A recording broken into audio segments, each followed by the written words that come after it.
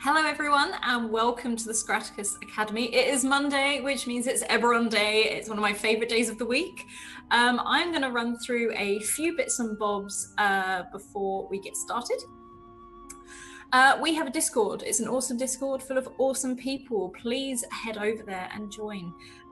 We talk TTRPGs, D&D, all things, just everything. We chat everything, and it's full of some really awesome people. YouTube, everything. I think we're all up on YouTube. If you want to catch up on anything that we've already had in this campaign or any of our other campaigns, we have them all in playlists. So you just need to hop on the playlist and you can binge watch them or catch up on what we've or what already has happened. Twitter, if you want to get into one of our games, we are upping our viewer games next season as well as our campaigns.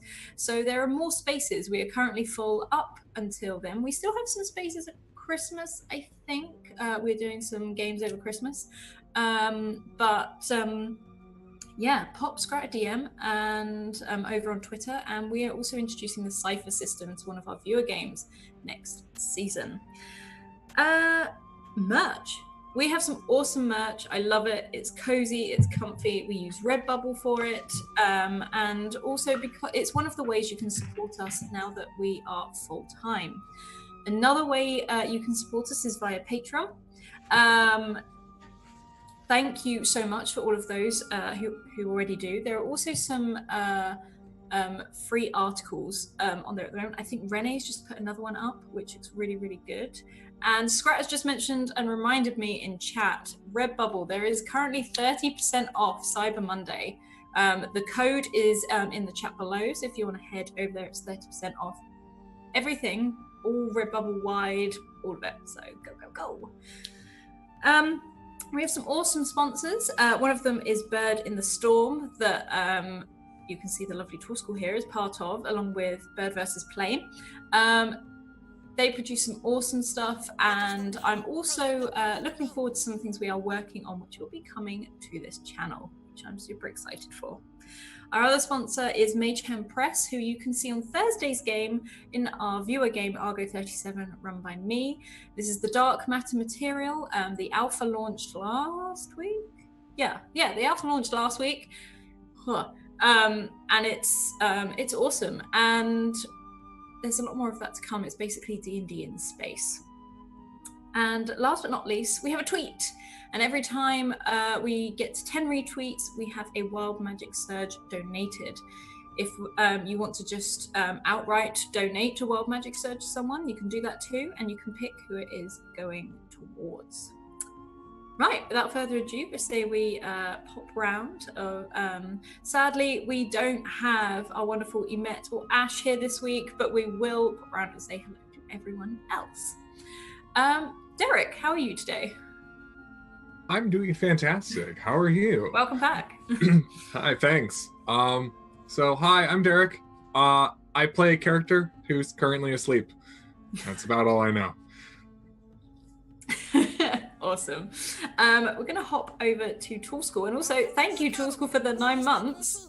Look at that. I'm having your husband's baby. Yeah, having a Twitch baby now. We are. Twitch baby. Twitch baby. I was going to say after Thanksgiving, I feel like I'm having a food baby, but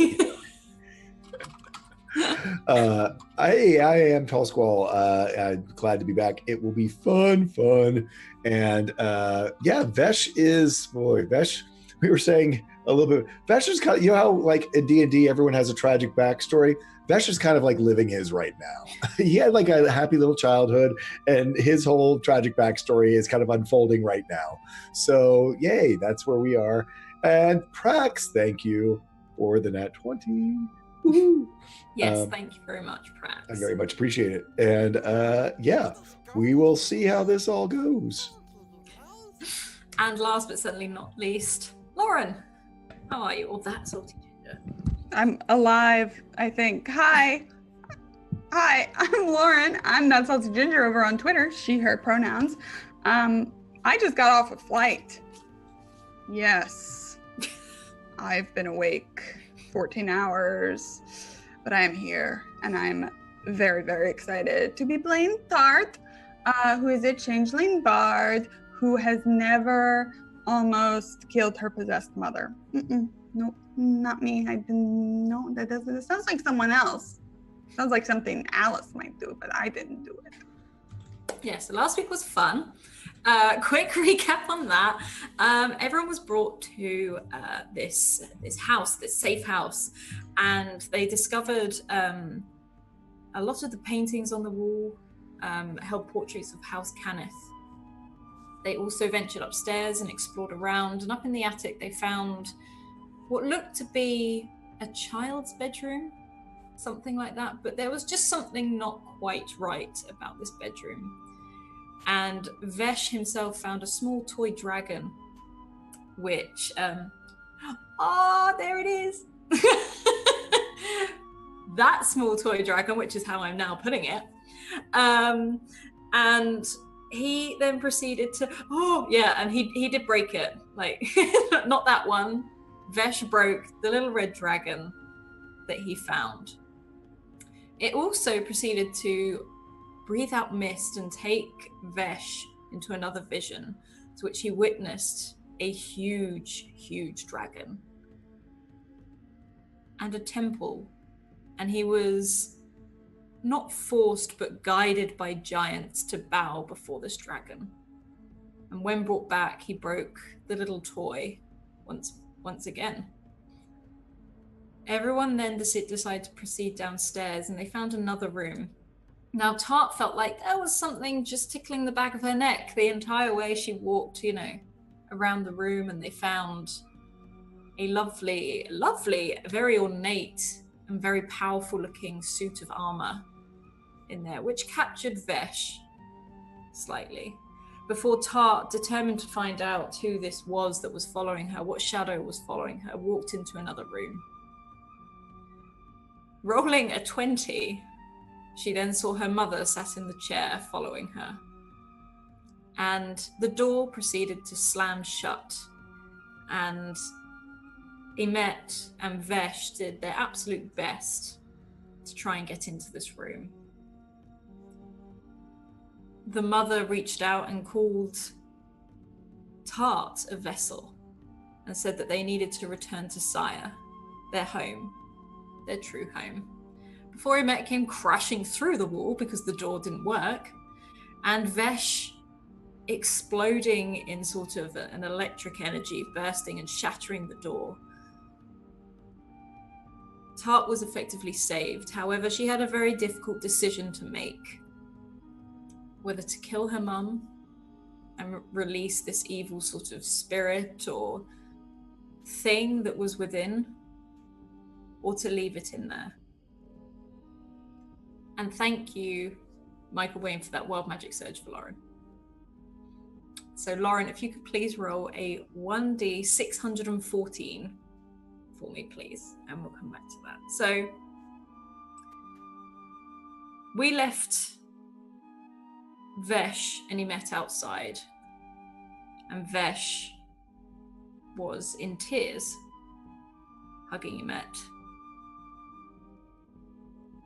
Vesh, did you walk away from Emet, or what were you doing? So Vesh, very upset with this, seeing Tart go through this decision that she had to make.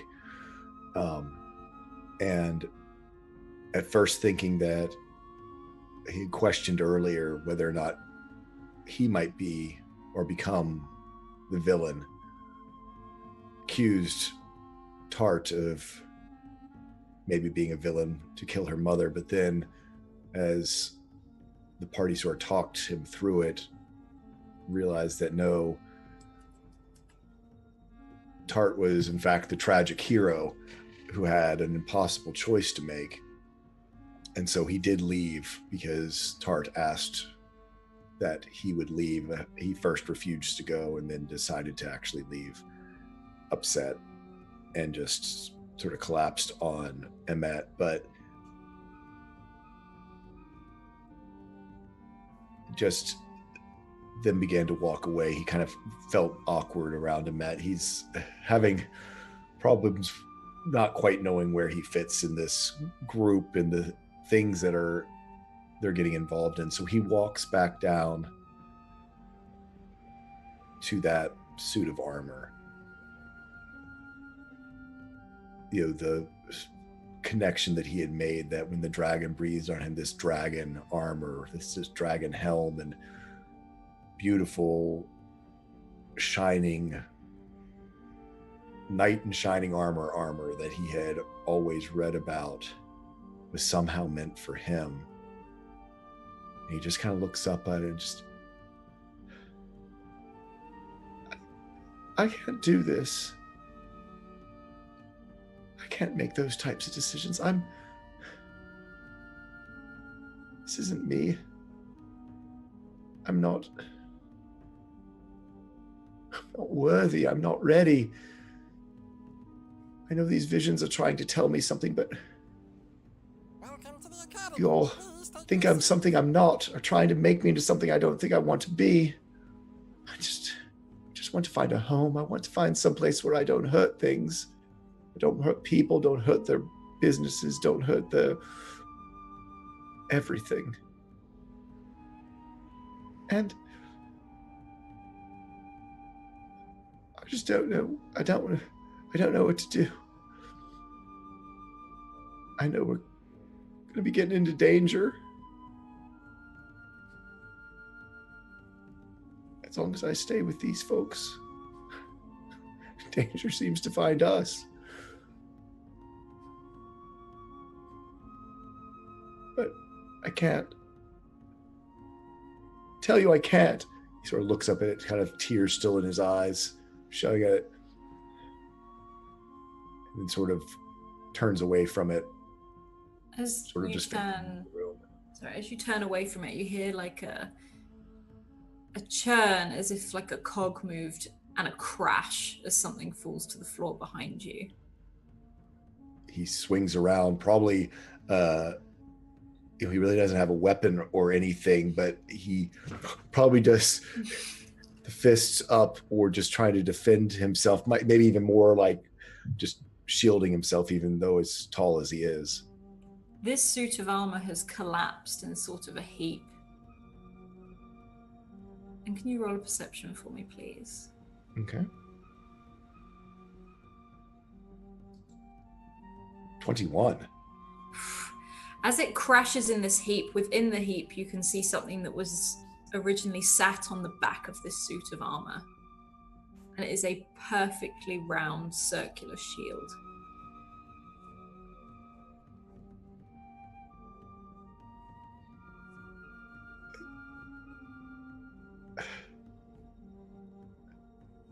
He kind of looks at the armor and just like, I didn't even touch that. Kind of laughing at his nose that usually he does thing, but probably takes almost as drawn to this shield and kind of takes a look at it. Yeah. And you got a 21. The shield itself is like one solid piece of metal. Like there's no kinks, there's nothing, it's smooth. And a red dragon wraps, biting its tail at the end to complete this full circle. And then another sort of disc of metal in the center, a sort of a silver. Oh, he'll pick it up and just sort of take a look at it. I mean, is it like big? I mean, like his size? It's slightly not too big for you. Okay. It's almost like you'd grow into it, but you can feel the difference in the weight, and it sort of would protect your hole from your head to just where your upper thigh is, even around with how tall you are, even maybe lower to the knee. He lets out a wow. Can he see like where it's strapped onto the armor? I mean, is it like almost like a backpack? Yeah, it's like a backpack. You see some two almost very secure leather, almost like belts. It looks like maybe it's got two leather belts, so you could cross it across your back. But it looks like the reason it fell off was because it was just hung there as an ornament. And thank you, thank you, Ali, for a nat 20 to Jay and Lauren. Oh, thank you.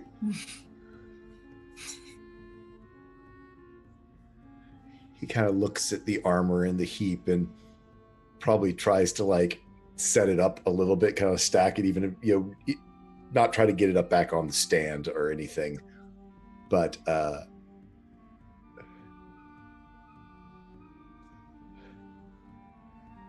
I'll be back for the rest of you. Just this for now. This will work. Starter kit. And he kind of hefts it again and then sort of tries to slip it sort of onto his back. Merchant always said, best way to stay out of trouble is watch your back. Kind of looks over his shoulder, kind of almost talking to the red dragon. So keep an eye out back there. As you do this, you feel just that sort of energy. You feel a bit stronger, just a bit more confident in yourself. Just that little bit more, that little bit extra protection. You feel a little bit stronger in the way that you're standing taller. You feel like you're standing taller. And as you go on. Oh, no, yeah, just because he does often try to make himself feel smaller. So just the idea of him. For once you're upright. Yeah. You probably feel like your neck sort of straightening out as you're no longer hunched, as this weight not pulls down on your shoulders, it's like it's straightening you out as you feel the weight on your back, and you stand just that little bit taller. Do you leave the room? He sort of probably takes one last look around. Again, just sort of like almost with a nod to the armor. And I mean, is there anything else in here? There are some things like there's vases, there's a lot of more paintings around. This looks like this was a room purely for display. Mm-hmm. And there's a lot of expensive things in here. Yeah, no, so with that and seeing as like the suit of armor fell, he's probably going to very gingerly walk out. I mean, he might take a glance to see if any of the paintings, maybe show the armor or anything, or anything of interest as the one downstairs did. But he's not going to risk doing the flick and, do any of that crazy stuff that they did. It's just more of sort of a glance and then kind of like, almost kind of like a nod to himself. Like it's almost like, almost like a secret garden where he's found something and then it's going to close it back up to return to maybe again, if ever, but with a new sort of. You back up and you go to leave the room. All the portraits in here are very much like the ones downstairs. They're people in their finest clothes, sitting, same position. You open the door to leave, you step out and you feel a gush of air just, whoosh past you. And you can feel like your clothes, you look down, your clothes are flapping as you step out onto a deck of an airship. And you are surrounded by gulls, and you can see an eagle out in the distance as you are up in this blue sky surrounded by the clouds. I think especially with the breeze and where he sees what he is, almost like he did up on the sword bridge, just kind of puts his arms out just a little bit. I mean, not full Titanic mode, but he kind of just sort of feels the breeze, kind of trying to test to see if this is real or just a vision, but it's an airship and he's seen one from far away, just sort of a speck in the distance. And now to be up on one and looking down, kind of looks over his shoulder at the shield. Are you doing this? You can feel the creak of the wood beneath your feet. You can see the beautiful ornate carvings all the way around the side of the ship. a cabin and what looks like a sail that shimmers, and 2 sails that swing out the back that also shimmer as they move in time, almost like a fish's tail, to steer you. And there is, at the front, a spyglass mounted to the front of the ship. He looks carefully over the side as he doesn't want to fall, but I mean, to see if there's a city or something that what he sees below him, whether he sees Sharn or whether he sees I just lost the name of the city we're at. Rote, whether he sees Rote or Sharn or anything like that. As you look down, you just see clouds. Clouds upon clouds until it breaks through, and in little pockets, you can see the ocean. With that, a few dots maybe, like there looks like there's some ships down there, but you don't see any land. You are over the ocean. With that, he runs to the front and runs forward because there's something he hopes for, but it's not quite ready to believe it without looking. So he goes up to the front and goes to the spyglass and looks ahead. Are you running to the edge? Just checking.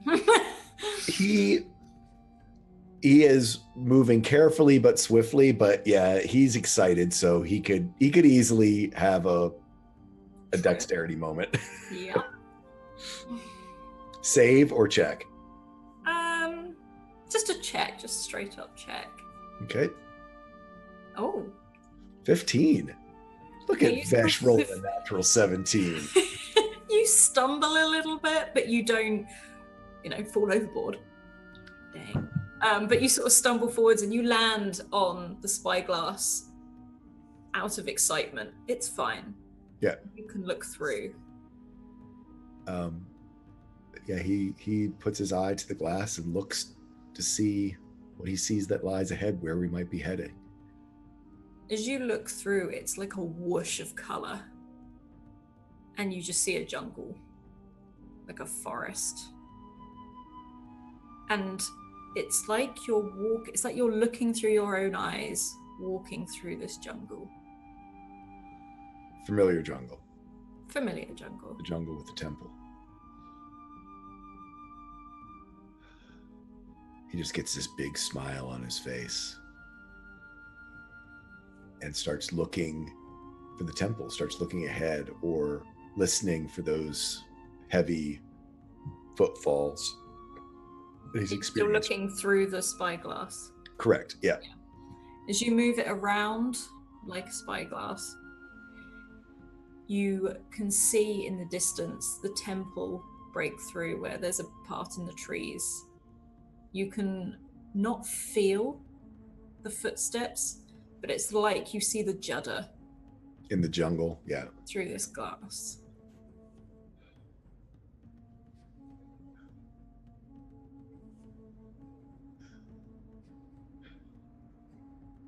I guess we're going home. Just smiling. Kind of, maybe he puts his hand over his shoulder, sort of knowing where the red dragon is, and goes, "Is this where you live too?"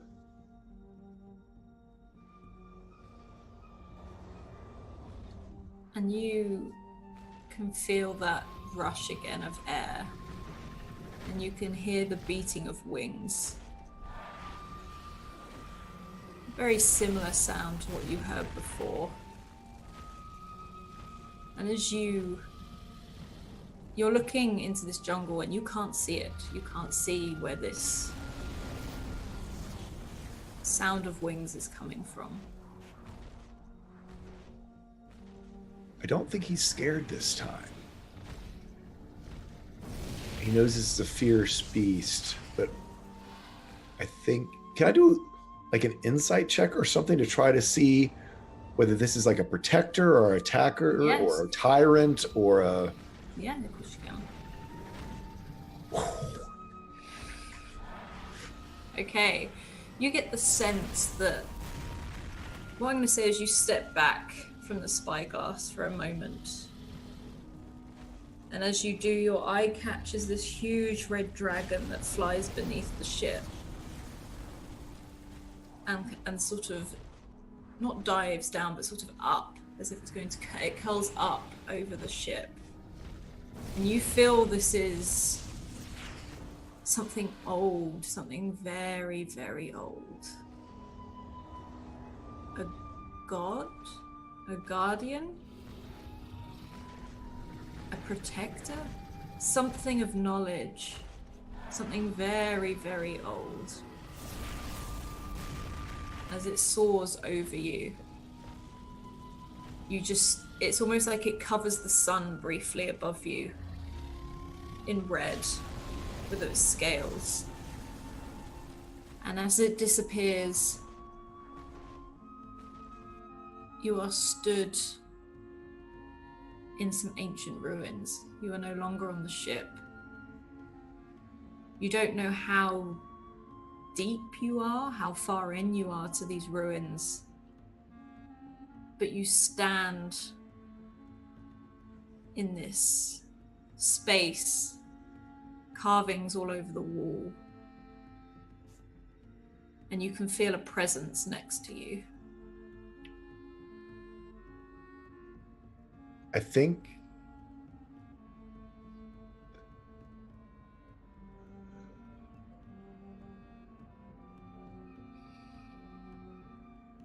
is it a familiar presence? It is a familiar presence. So without looking, is this where I'm supposed to come, Mom? Is this what you're telling me? You don't hear a voice, you just feel a hand rest on your shoulder as you see a giant walk forward in this temple. This temple is scaling high, high up. This huge doorway behind it, stone doors with intricate circular carvings all over it. And you see him take something from his chest that hangs on a piece of leather, fix it in the lock, and turn.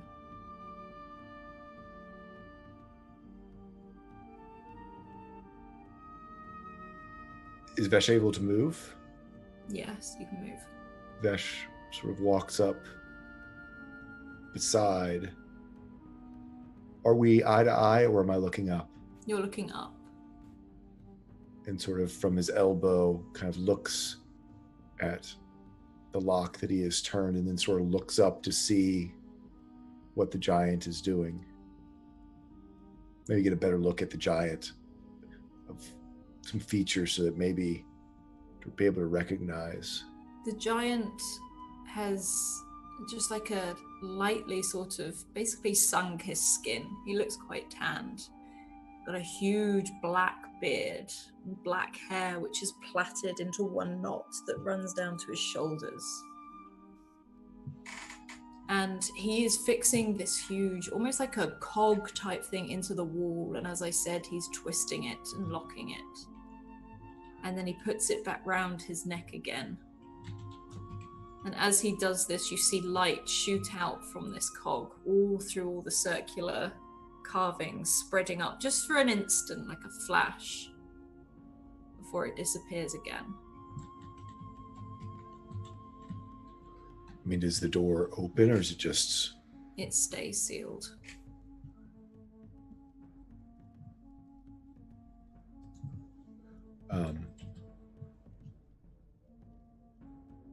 He kind of looks up for direction from the giant, and then he's curious. He's gonna step forward and just to place his hand on this set of doors, if the giant will allow him. The giant doesn't seem to know you're there. He turns and he walks straight through you and out of a dark passage from where you can assume you came. Well, then I guess, am I corporeal? Do the doors stop me, or can I walk right through? Would you like to insight it or go for it?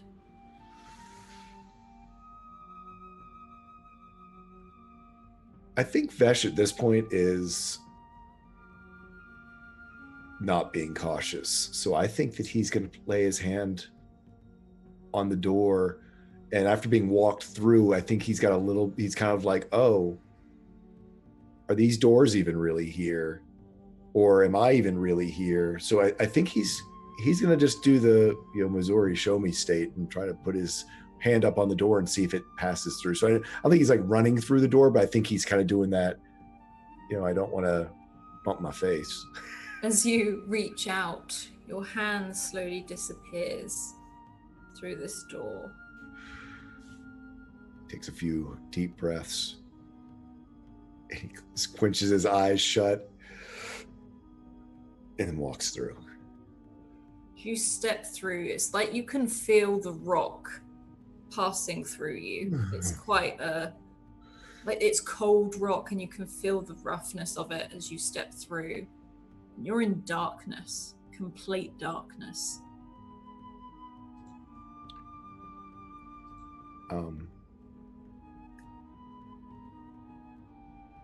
He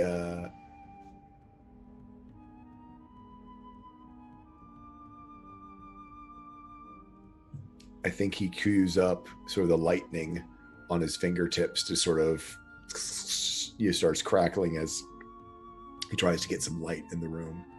As it crackles and flickers, you can see a faint light erupt from your fingers.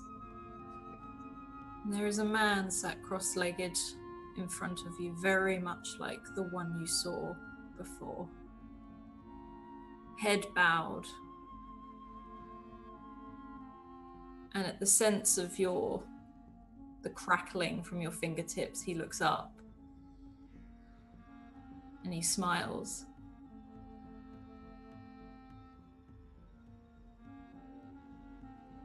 Open the gate. And you feel that hand on your shoulder again of your mother.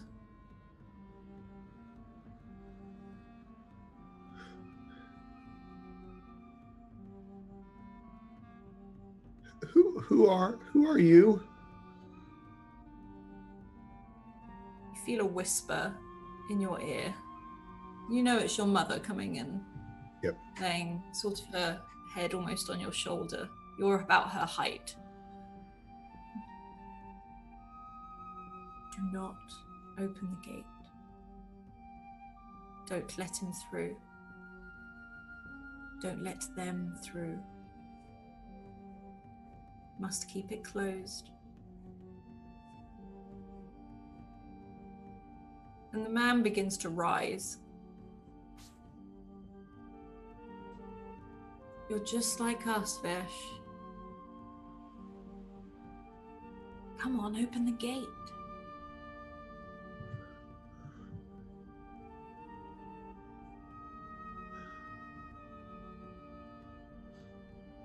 He looks around and can you discern anything else in this room other than just the darkness? Roll a perception for me, please. Come on. 18. Wow. I've got some rolls going on today.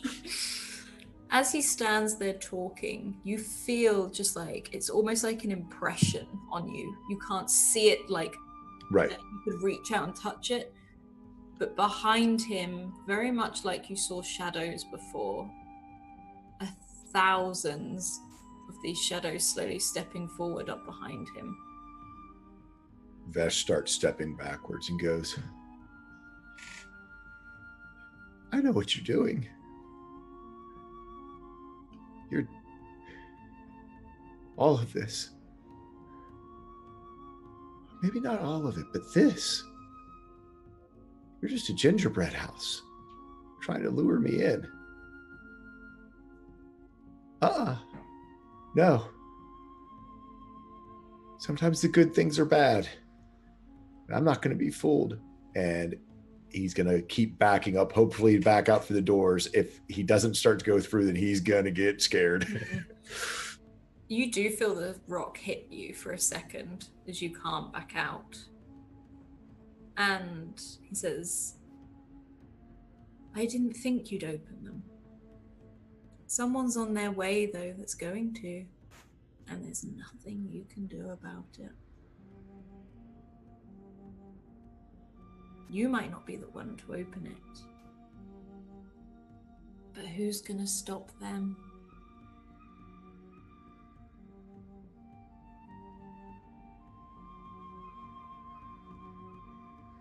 You're not gonna scare me. And he sort of goes, that a boy. And you look down and your hands start to disappear. And you yourself become mist as you almost fade out. And then it's like your eyes are open and you're stood in the corridor.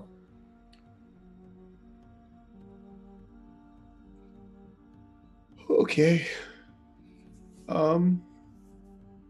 Wow.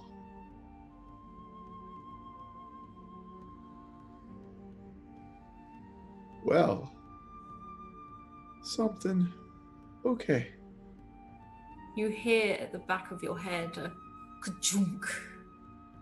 The same sound as the giant locking that door.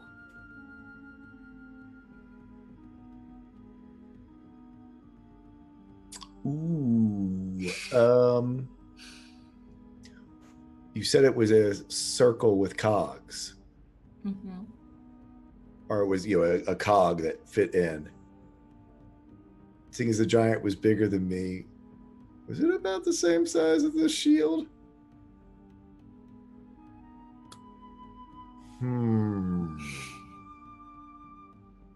Okay. Okay. That will hop over. Yeah. Vesh is kind of like just taking a moment. Vesh needs a moment. Kaia, you're asleep. You feel soft pillows beneath your head. You feel comfortable. You feel safe, but you feel tired. And you are laying in darkness. Not a scary darkness, a calming darkness, almost like a blue.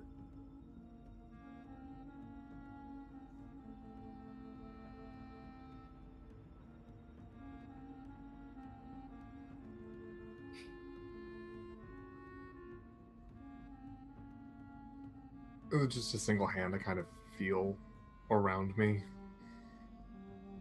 You can feel what seems to be like maybe almost like a sofa that you're laying on. You can't see it, but you can feel the cushions. And as your hand reaches down, you feel a wooden floor and the comfiness of a rug and a warm fire that sort of beats against your cheek. And you feel someone is here with you.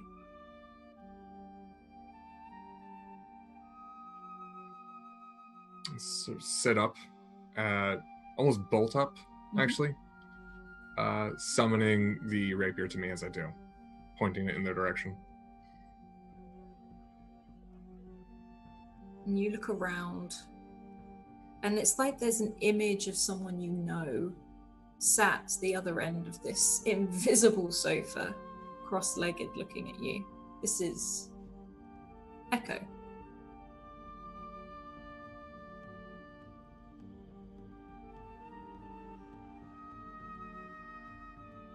It's you. And summon the rapier.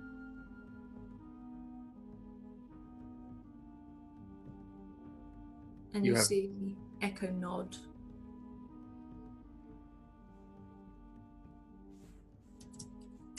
Why am I here? You have no right to bring me back.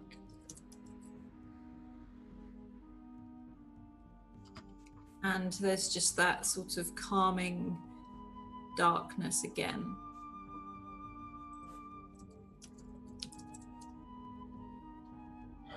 No, you're right. Echo runs a hand through his white hair.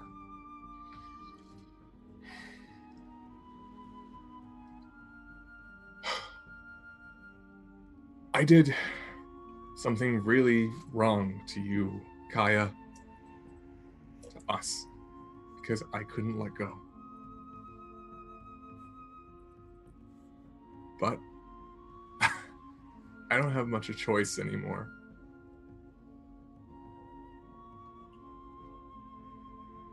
Kaia, hearing this, kind of turns away from him, stands up even.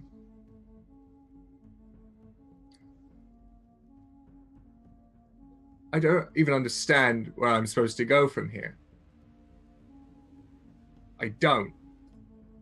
It's not fair because you did this to me. It's unnatural what you did, Echo.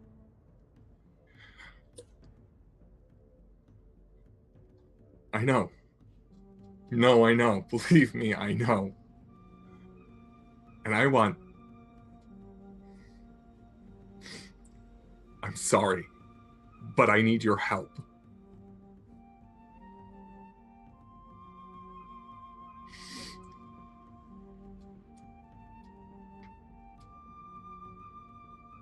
How much do you remember? It's in and out. It's fuzzy. I know that I hate you, for one. No. You don't. You're just confused, like always. Just listen, please. I will do whatever I can to make it up to you. Rizzo. Do you remember Rizzo? More or less, yeah? Find him, stop him, and then you can go back to sleep for as long as you need. And I'll do my best to move on, Kaia. But I can't come back out because he's holding me back, but he doesn't know that you're still here. At least I don't think so.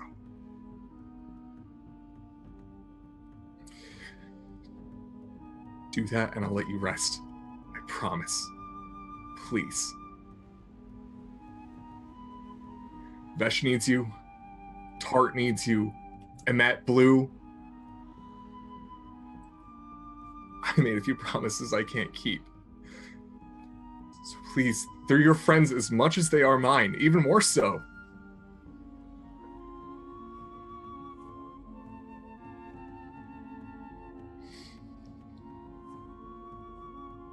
Fine. I'll do it. But you better start watching and learning, Echo. And then when we're done here, you don't do this ever again. You learn. Just as I would have told you when I was alive. Just as you know I would have told you.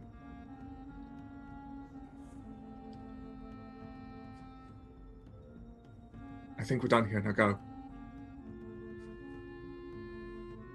Don't come back until you are ready to take this back. As you do this, Echo stands and walks into the darkness and disappears. And you feel your eyes open, and you are sat bolt upright on this sofa.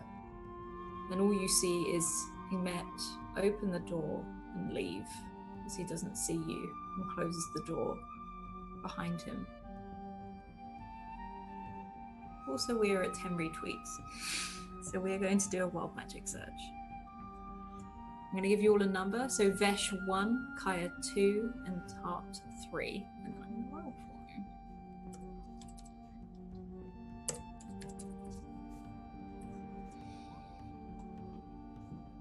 Kaia 2, please. Sounds rather fitting. That'll work. Yeah. About to wake up. Hey, welcome back. Wakey wakey, and everything you own is now a chicken. 23.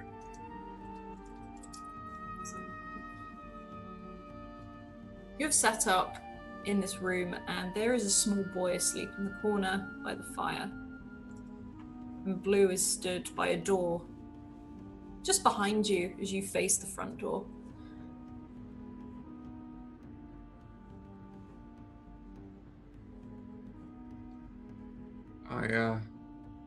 Do I recognize this room at all? Not at all.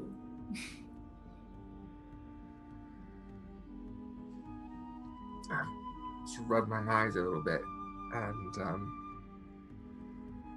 gonna go out the direction that Emmett left.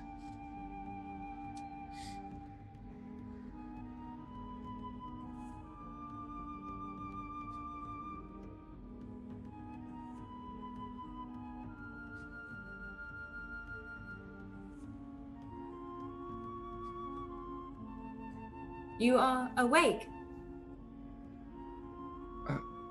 Hi, Blue. Yeah, I am. Where is everybody? Where I are believe they are upstairs, apart from Emet and Eberron. And Talon is also gone. Okay. Where did Matt go? He went with Talon. Okay. How long have I been out for? And he sort of thinks for a moment. I'm not sure. Maybe a day or so? I've been out Not for too long.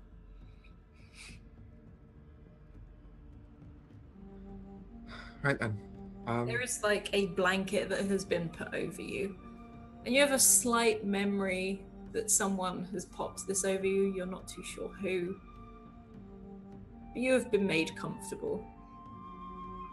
Okay, I'm gonna pull myself out of bed. Or off this couch or whatever I've been set up on. You know, I'm lucky that they didn't toss me in a dumpster or something. It's Echo's fault. Bastard. Why would we do that? Because Echo's a shitty person, that's why. But we've got business to attend to. What does that mean? What? Business to attend to, or Echo's a shitty person? The second. That Rizzo fellow. That, the one that, Talon was in trouble with. He has sort of a direct link to Echo's mind, and he is part of this puzzle that everyone's trying to solve that I think I might be a bit more useful in helping solve. So we need to get that sorted right now, because I think that's an important thing that we need to cover. I don't really know a Rizzo. Yeah, no, I realize I'm sort of info dumping on you. Can you leave me to talk, please, dear? Yes, I can. But not for long. Emet told me to watch the door. And Blue stops walking up the stairs, and he does offer a hand out if you sort of shakily get up. Yeah, she takes it. We're going to hop over to Tart. Tart, will you have stayed in this room? Yes.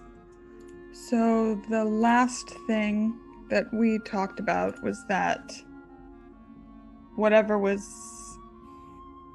controlling Mummy Dearest is gone.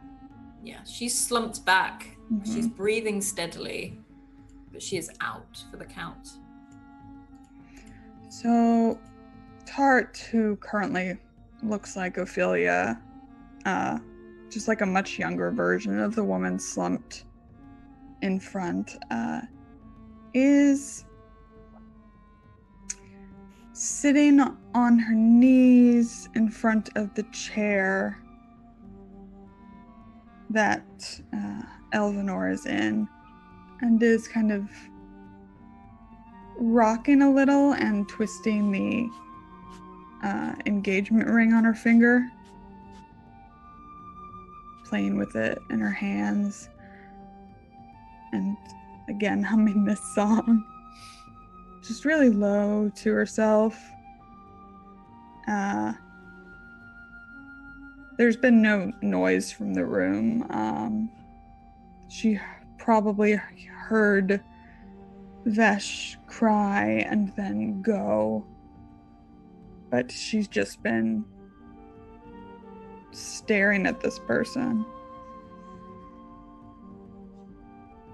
And you sit in this room, and this room looks to have been maybe a music room, something like that. Now that you've sort of got a bit more of a chance and some of the sun has come up through the windows, you can see paper, music, chords on the floor. You can see a chair that your mother is sat in and another chair off to the side. This looks like maybe it was cleared out, but there is a lute hanging on the wall. A beautiful lute made of light wood, almost a sandy ochre colour, with red carvings around the strings and one gold string.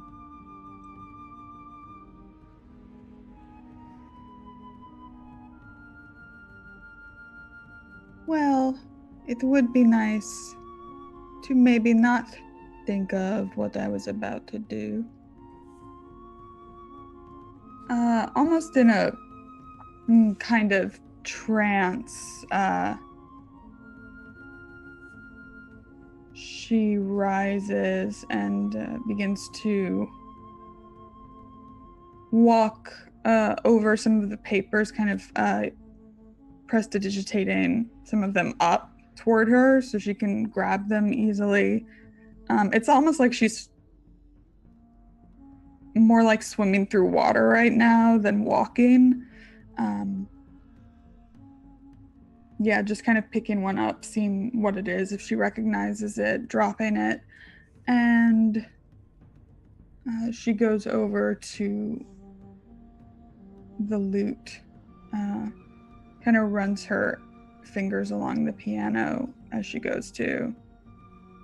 Yeah, the notes just say lullaby. It's just entitled lullaby, and everything on there is hand drawn. This looks like it has been written purposefully by someone. Is there a composer? No, it doesn't say a composer at all. However, at the bottom, it just says very obviously it is signed Kenneth.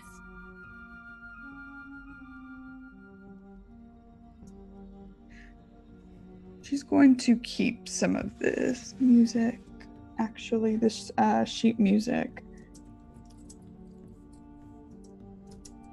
Look it over. What is it for? A particular instrument? Or it looks as though maybe it came off of the piano, but it looks like maybe it's been written to be a duet with maybe a lute or a fiddle or something to that effect. Mm-hmm.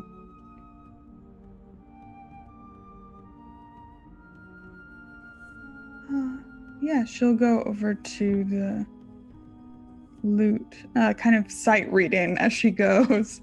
And it's hung up on the wall? Yeah, it's hung up on the wall. She'll reach out to pull it down. Yeah. You can do that with ease. You sort of just lift it off the wall, and it feels very light, very, very light.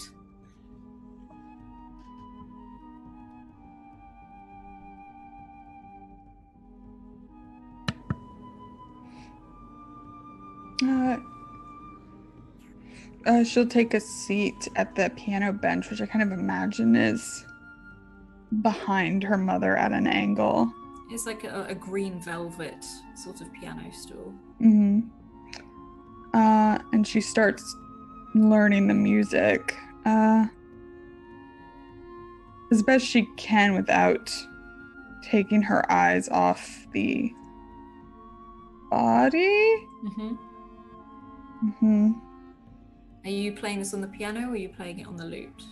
On the lute, I think. As you strum the lute, it makes a beautiful sound. It's fine-tuned everything. It looks like maybe it was a present or a gift for someone and it's just never been used. And as you as your fingers sort of glide across and they hit the golden string, you see the notes on the paper sort of move up and down as you play them.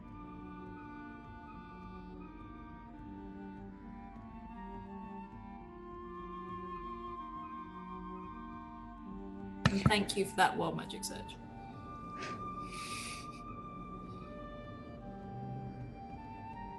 Yeah, she doesn't have much to say, so she sits there and she plays.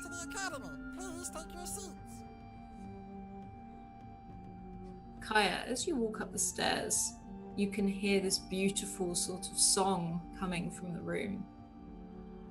And you see Vesh stood in the hallway just further along. How is Vesh looking right now? Is he still in shock, or?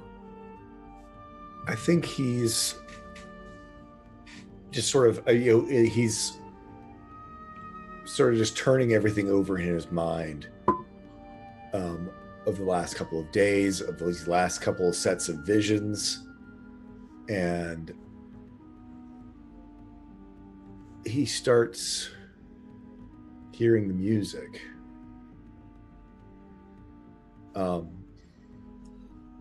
I think it sort of draws him a little bit, and almost absent-mindedly, as he walks in, or I guess I would see Kaia in the hallway as well.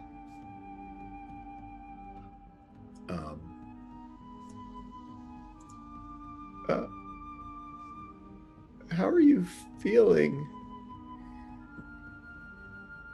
Complicated. How are you, Vesh?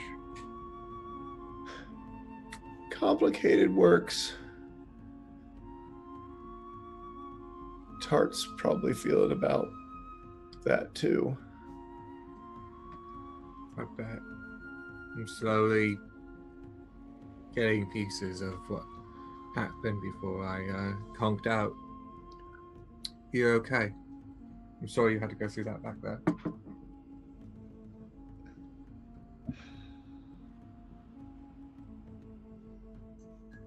I'm working on it. Yeah, I know that feeling. Echo didn't hurt you at all, did he? Oh no. Okay. Did he hurt you? I don't think he meant to. But he did. You try being a walking, not real person, Vesh. It's not very nice. Knowing that you are the sad replica of somebody else, it's really, really not fun. He looks at you questioningly. Wait. So Echo wasn't inside of you, you were inside of Echo? Yeah. But now you're back on the outside. Yeah. Something Rizzo did to him, apparently. But Rizzo, as in Tarlin Rizzo? Yeah, but I'm thinking that he's not exactly who he seems. He was in my head. So, is anyone who they say they are? You know, hun, I would be amazed if I is even who I think I am on top of this. And I think I have a pretty clear picture at this point. Because you can't get much worse than you are. Congratulations, you're dead girl number 1. Wait. You're dead? But wait. He starts backing away a little bit. Like,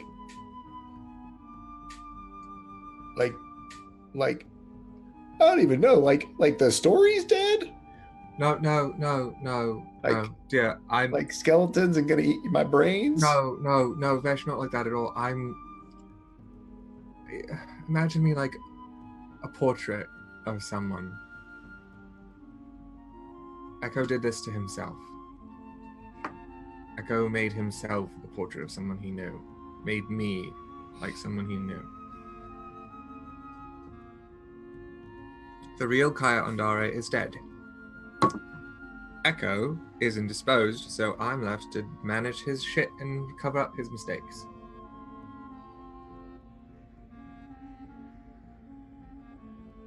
Well, it's a good thing you're a detective then. He kind of holds up the business card that he's kept all this time. You know what? Now that I'm running at full capacity, I might actually be a decent detective or problem solver now, so maybe, yeah, actually. You know what? I could actually start my own business out of spite and make sure Echo never gets his body back. Kaia takes a couple steps closer to you, and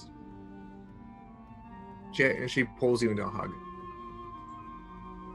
You know, you have a very special power, Vesh. She says as she looks up with you with her amethyst-colored eyes. You are amazing at bringing light into the darkest of places. Well, that's until I knock it over. Well, you know what? The funny bit there is that if you knock the light over and you set the whole room on fire, the room's just brighter. You should tell that to the chicken farmer whose chicken coop I burnt down. He wasn't pretty happy, but it smelled really good. Oh, darling. There's sort of this, like, you hear this kind of mix of not only a laugh, but there's sort of a sniffle. Like, Kaia's sort of holding back a dam of emotions, and she just kind of, wiping a single tear out of her corner of her eye, says, "Do stick close to me. You're very good at making me feel better." I think we need to go talk to Tart. So Vesh looks in, and it's one of those he doesn't want to look. He kind of takes a deep breath and looks, because when he walked out, he doesn't quite know what he's going to see, but he's hearing sort of this song being played, which he doesn't quite know whether it's... Oh, go ahead. I was just thinking, it looks like, just because of the name, it looks like Ophelia's mad scene from Hamlet. Oh, That's what it looks like right now in that room. Yeah. With a slumped over body in the dark. Yeah. Blue has left, by the way. Blue's gone back down to watch the door. As Vesh, you are seen with this very surreal scene as Tart plays this. It's not a sad tune, but it's not happy. You think it should be soothing, but with this scene, with the body slumped in the chair, and Tart sat on the piano stool playing. Well, Ophelia sat on the piano stool playing this tune. In still a fairly dark room, there are two windows. One of them has the curtains over, and then there's some light streaking through the other. Vesh, even though she looks like Ophelia, sees Tart, because that's who he sees when he looks at them always, no matter what form they're in, even his own.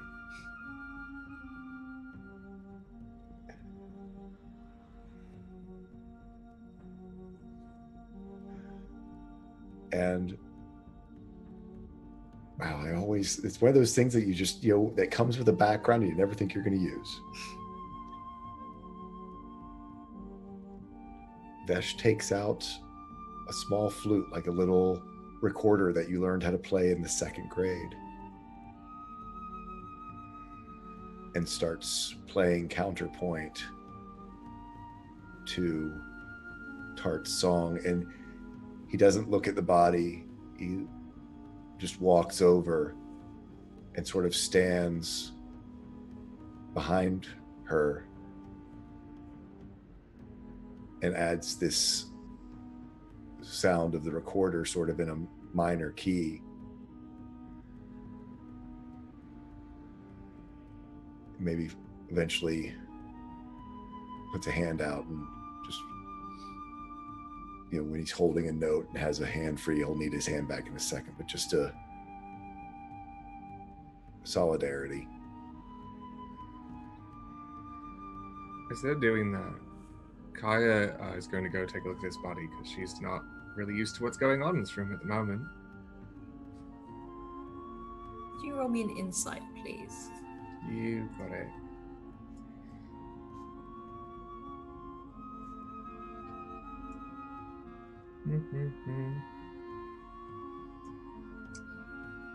To you, this person, this body, you know who this is. This is the mother.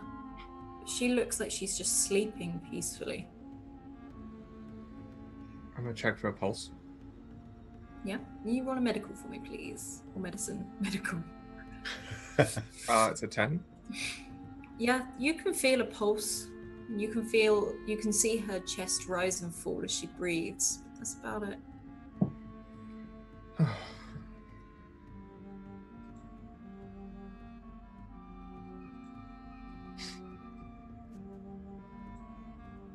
I press a finger to my temple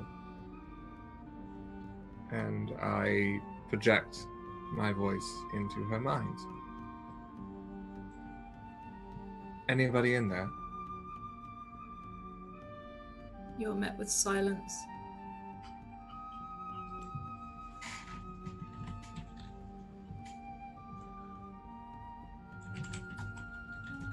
I'm going to cast Detect Thoughts. And not only that, I'm going to focus and see if I can glean even deeper into her mind. Which I believe that requires a intelligence saving throw. Okay.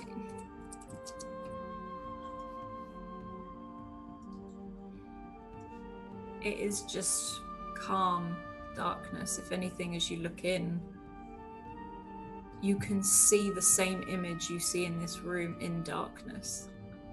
The mother sat on this chair, asleep.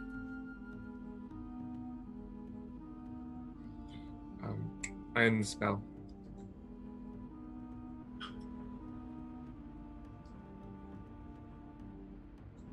And I just sort of hover, waiting for the exact second the music stops, resting my back against one of the walls.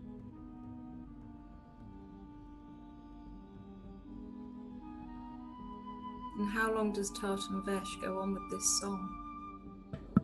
Until it ends. Yeah, I think Vesh isn't necessarily playing the music. He's just following along, doing his best. And so, would you have looked at the music sheets at all, or? Vesh? Yeah. He would have looked at them, but I don't think he probably knows how to read music because he wasn't trained that way. I mean, he's proficient with his flute, but I don't think that he necessarily knows how to read music. Well, as you glance over, you do also see these notes sort of jump up and down as Tart plays them. As you come to the end of the bar, the last one settles as if it does a little sort of bounce on the spot and stops. And the tune finishes.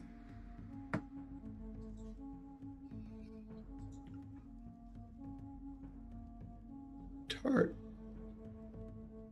is the music like our fancy clothes, just magic, or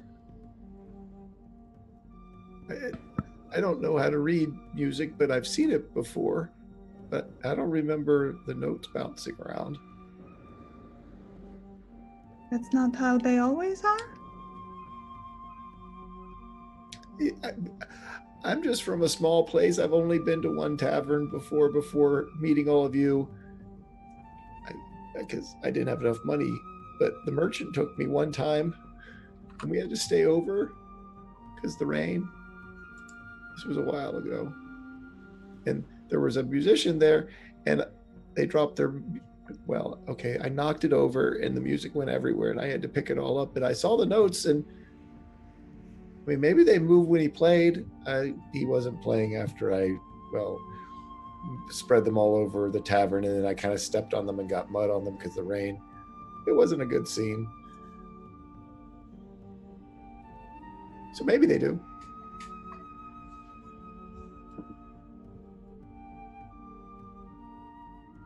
I just figured it was like a book, right?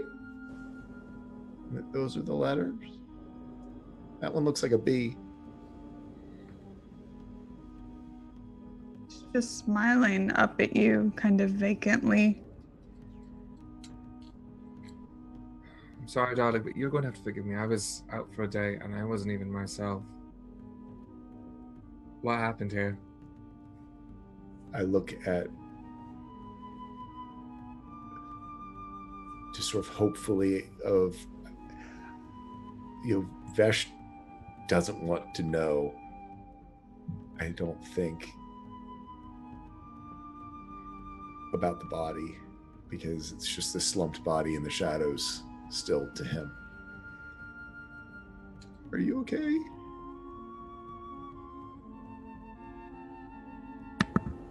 Who, me? Which me? All of you. You had a horrible thing you had to choose. I'm sorry if I made it harder. He kind of kneels down and sort of remembering how he was hugged, now hugs Tart.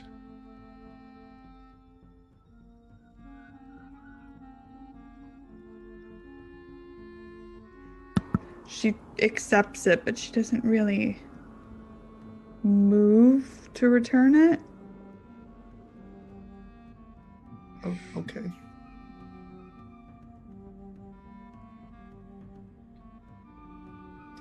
Did it go away? Did the Dalkior go away?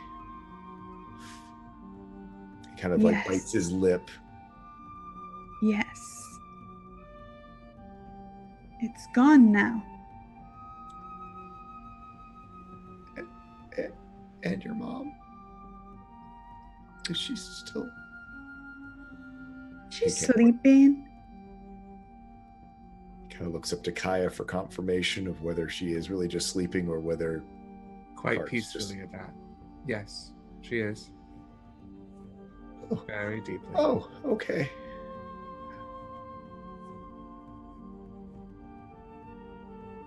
Vesh, I scared it away. You can be pretty scary sometimes,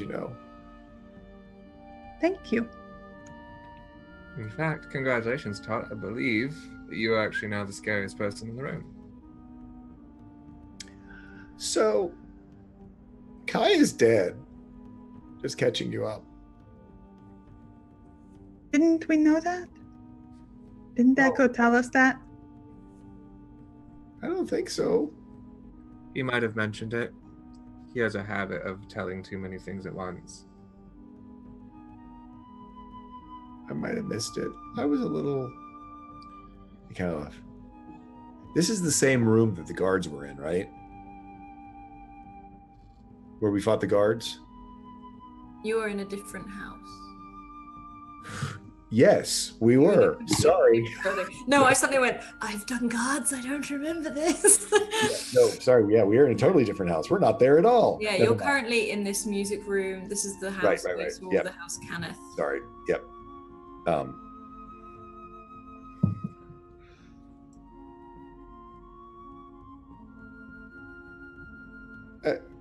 I didn't know that, or I guess I didn't put it together because I don't know. You're smarter than me anyway with this stuff like this. Sometimes I get it all mixed up.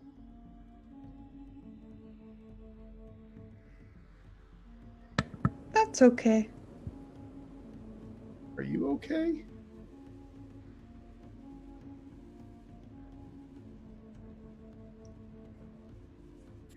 Yes.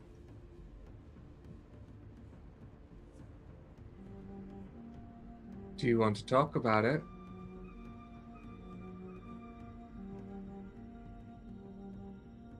Mm. No. Don't think there's anything to talk about. Everything's fine. Well, And- there is one question I have, now that I'm updating mostly. How did you become Ophelia Fjarlin, if you don't mind my asking? Your connection to this is important. After all, Echo was given orders to try to kill you all. Orders which he disobeyed, thankfully. Did he? He did. Because Ophelia Fjarlin is dead. Right. And you are a changeling. So how did you get wrapped up in this? My mother asked me to.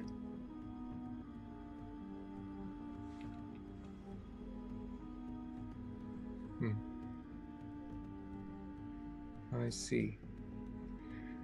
Can I... Tart is, now mind you, this is a relative term, sort of acting a bit funny.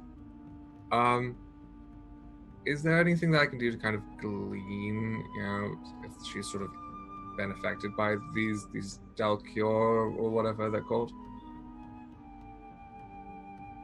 Because last time I was awake, people weren't acting the way they were supposed to.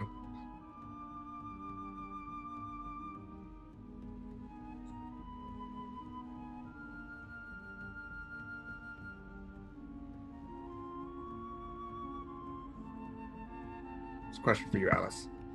Sorry, my sound must have cut out then. Sorry, can you say that again? So Todd's acting a bit funny, kind of despondent. Is there any way that I might be able to glean whether she's been affected by one of these mind takeover things? You could do an insight check, but Tart, if you want to roll, if you wouldn't want to know anything like that, you could roll a deception to counter it. I would probably roll just for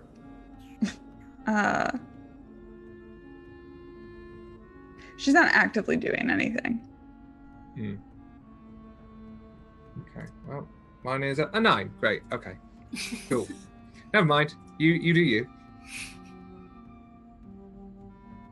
And Tart, you can let on however much you think, if there is anything. I think I just said it all. Okay.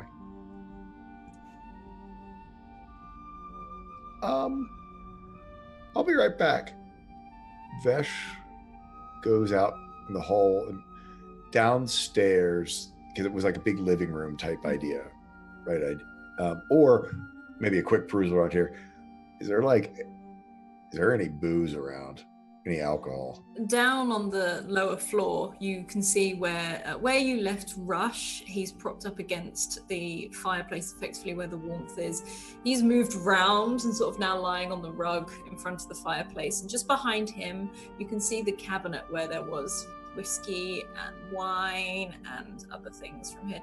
It looks to be real expensive as well. Like, it's probably as old as everything else in this place. It's almost like a wine rack to the side of it.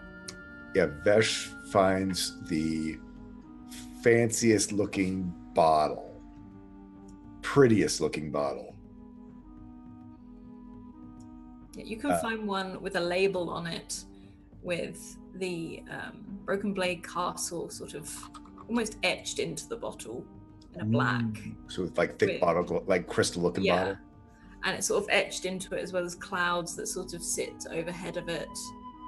And the symbol of Rote on the neck of the bottle. Yeah.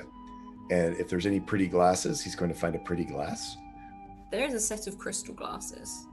So he grabs just 2. And no, he'll grab 3. And he carefully goes back up the stairs. And I will use a nat 20 to make it back up the stairs without falling. I absolutely will use it. That best nat 20 ever. As Vesh, you carry up this incredibly expensive bottle, these crystal lights. You step over Rush. You see Blue disappearing into the kitchen through the door as you sort of manage to get up these stairs. You're watching these so intently on the way up. You sort of don't take your eyes off of them and your feet in the steps until you're back outside the door. And I go in to Tart.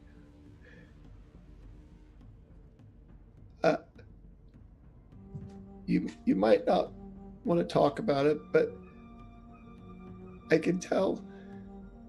Well, it seems like. Well, it was a bad experience. And so, look. And he holds up the bottle. He goes, couple things. It was the prettiest one, because I know you like pretty things.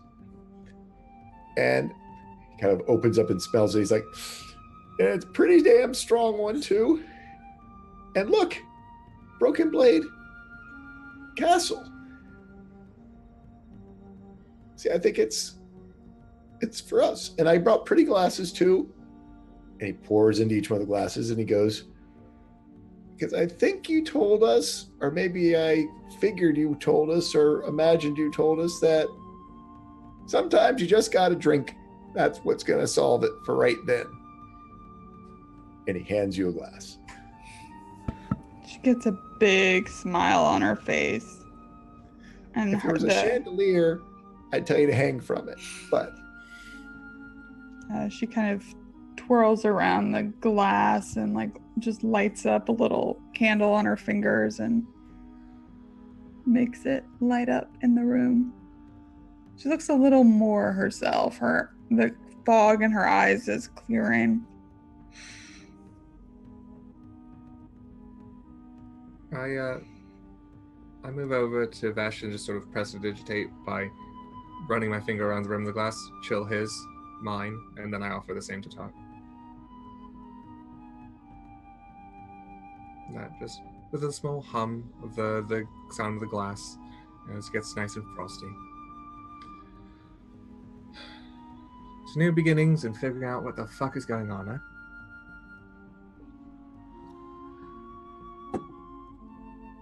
To it being complicated.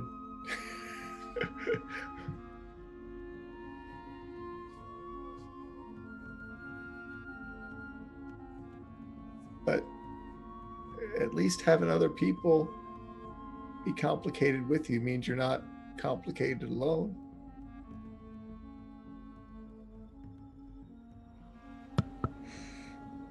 You are a sweet boy. That's what Kaia said too. I mean it.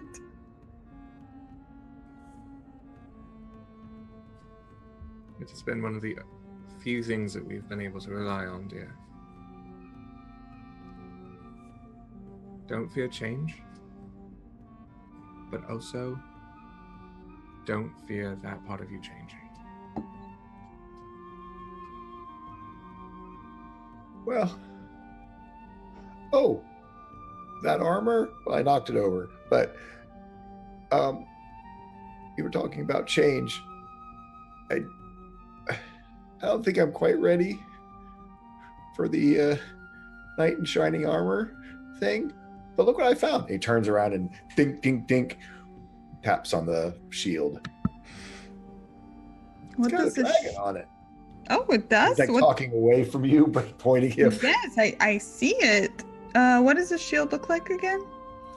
It's almost like a perfectly round disc, almost, and then it's got this red dragon that sort of does a circle and bites its tail at the end, creating a full circle, and then another, almost like a silver metal set into the center in another perfect circle.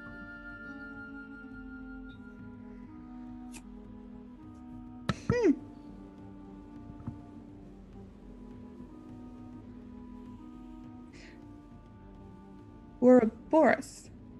She kind of like traces her finger around the dragon, eating its tail.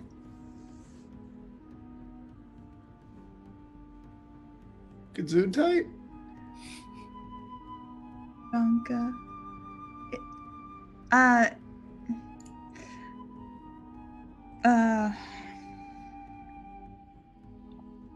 Whole, infinite, just keeps going and going and going. Oh, yeah. Yeah, it goes all the way around. Yes. I figure eating your own tail is not very comfy, though. When I bite the inside of my cheek, it always hurts really bad for like a day or two. Yes. Well, yes, it does. I bite my tongue and I can't do Right? anything. Need to have a lie down. Or that the flatbread, the cheese was really hot and it sticks to the top of your mouth and burns it. Yes. Yes. But the sarsaparilla was good afterwards. Yes. We might have to go back there.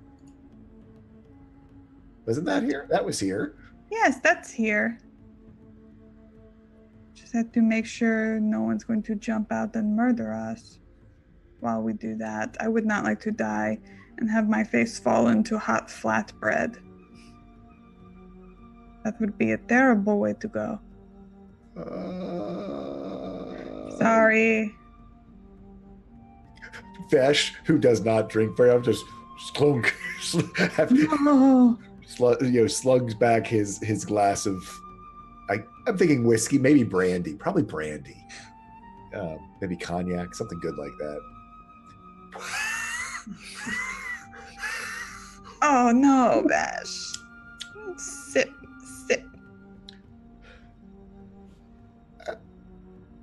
I don't want to die with my face in a flatbread. That's what I'm saying. Nobody wants that. Well, but It's a possibility, though. They're trying to kill it. Well, I guess we know the people. Yeah, I guess Yeah. that's where we are, isn't it? Well, About Are we that. going to be able to be out in the? Are we going to be able to have flatbread ever again, or sarsaparillas? Are we going to be like in old abandoned houses the rest of our lives? We'll get to the bottom of it. And it's worth pointing out, the person who gave Echo the orders to kill you was Rizzo. But I don't think it's Rizzo. And now there's somebody who's not the person that we think they are. Yep. take a shot. I take a shot. So when we first got our wake-up call, Echo first got his wake-up call. I'm so sick of this. I'm so sick of not knowing who the fuck. I'm going to go to the first bureau and I'm going to legally change my name if I can, because I'm sick. We need an easier system. That's neither here nor there. When I got my wake-up call, they said something about the Traveler. We've been hearing nothing except the Traveler since, oh god, what was it? We had that terrible run-in with the cults. Oh, Did we hear the yeah. name Traveler? Yeah. Beware the gifts of the traveler. He's coming. It was that whole long chant thing. Right, he's walked this plane He walks the before. earth, he walks the city, he walks the sky. Blah, blah, blah. Giver of gifts. Right, yeah. I think Echo may have been on the receiving end of one of these gifts. Sure, makes sense. And that's also why I have the ability to project my thoughts places, and why I have magic that the real Kaia never had. Okay. Good. Great. Well, yes and no. I don't know that he really anticipated me being part of the equation. But we're going to need to hunt down Rizzo's game. We're going to have to talk to Tarlin, because we're going to need answers. And that is the most tangible lead we have to get to Rizzo. You want to go kill maybe a god? If Or- Rizzo, yeah, Rizzo, Well, I mean, let's think of it. So I got orders to... Echo got orders to kill you, which he said no. I know that much. to kill you at a moment in which all these other guards who work for the City of Ropes were going to try to kill you as well. Like, sort of like moving when you have like, you're playing a dragon chess and you have everything lined up and you're about to make this move and bam, checkmate and all that sort of shit. That sort of seemed what it felt like. It felt like I was, one part of that piece. And I think that whatever is hijacking people's heads is also working with Rizzo, or the Traveler. So that would be the Dreaming Dark. I guess. That's the Dalkior. Isn't it the same? Is it not the same thing? Not well. What is the Dreaming Dark? It's like that's like just place. So, and I don't know a lot, but the merchant, he wanted me to know at least a little bit, but he didn't know a lot himself. But the Dalkior, well, it's where all of the Kiore are. They're the ones that stayed behind. Like Ugola, who's with me, who make up the Kalish Star, they're kind of like refugees From this place. from the Dreaming Dark Yeah. before it went dark. Right. Got So it. like the bad Kiore Mhm. took over and Yes. Kiore bonded. And I think, like they said, that's why they can't bond with me, because I'm already occupied. You're full. Yes. No room at the inn. So, but they all went out. Right. From the Dreaming Dark. But, so you think the Traveler is using the cult to summon the Dalkior? Something like that. And I also wouldn't be surprised if he's the one controlling the mist. Because now, seen as I am a detective of sorts, Kaia says with a nod towards whichever pocket that she has her business card in. We were put on a path together to lead us to a point where we'd be in that spot at that time. Now, we're not exactly sure what happened to make your mum talk all funny like that and be, not herself, but that was probably something connected to the mists. Oh my god. I just realized something. What if the Dalkior are using the mist to get people? Mm-hmm. I think there's a connection, because when Ogora talked to whatever was in her mom, It didn't tell me its name. it didn't tell Ogora's name either. I don't think, unless I didn't write it down. But they talked about how, he would have succeeded last time if it wouldn't have been for everyone bonding together. It wouldn't have been for those meddlesome giants in Warforged. Yep. Yep. Sorry, I had to do it. I was like, who's gonna do it first? So I think they're connected, that the morning is somehow connected, but maybe the Traveler could, if the Traveler's using Rizzo and to make deals with people, could the Traveler be using the Dalkior? Because Dalkior aren't gods, but the Traveler is. Maybe. See, from what I remember, Echo didn't even go back to... He was trying to run from Rizzo. Somehow ran right back to him.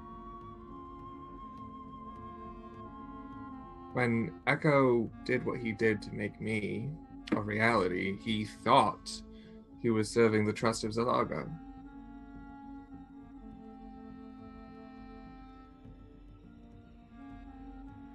That much I remember. He is feeding information, but he's shut up, thank God. So I don't know. He was growing on me. Yeah, well, sorry. But either way, that's the problem, is that Rizzo also said that he hasn't been the only Rizzo. It wasn't his voice at first, but then it was. I think Rizzo and the Traveler might be the same person, or at least now. Cool. Still don't want to fight him. Well, neither do I, but we have to find some way to get him the hell off of our plane. So how do we do that? Oh, we wait for her to wake up and see if she remembers anything for a start. If she came from Sharn, or this happened on the way to Sharn, on her, somewhere in between, because she was trying to get here, right? Didn't you get letters or notes? She sent me notes. Nothing seemed odd about them. Oh, wait a minute. Okay, hang on. Did we ever ask Tarlin why the Dark Six were after him? I was a bit preoccupied at the time. Vessels. Right. Rizzo. Right, so the vessels, but so the Tarlin was doing the delivery, and then the Rizzo and the Dark Cult got him. Rizzo, because Rizzo sent Tarlin this way with those he was carrying something for him, which would never have been good. But so maybe yeah, Rizzo is kind of like a broker for vessels for the Dark Six. Break your deal with Rizzo. Rizzo throws you to the Dark Six. The Dalkior get a new vessel. So the question is, why would I not be a vessel, even though... Why would he just make Echo be me rather than... Well, why would he just put Echo out of commission, and therefore I happen, rather than I'm a vessel? If you recall,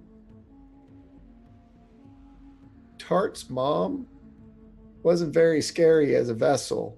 She just kind of was creepy. Maybe you being owing a favor or being in debt or being in his control, maybe Echo was more valuable as someone to use than just being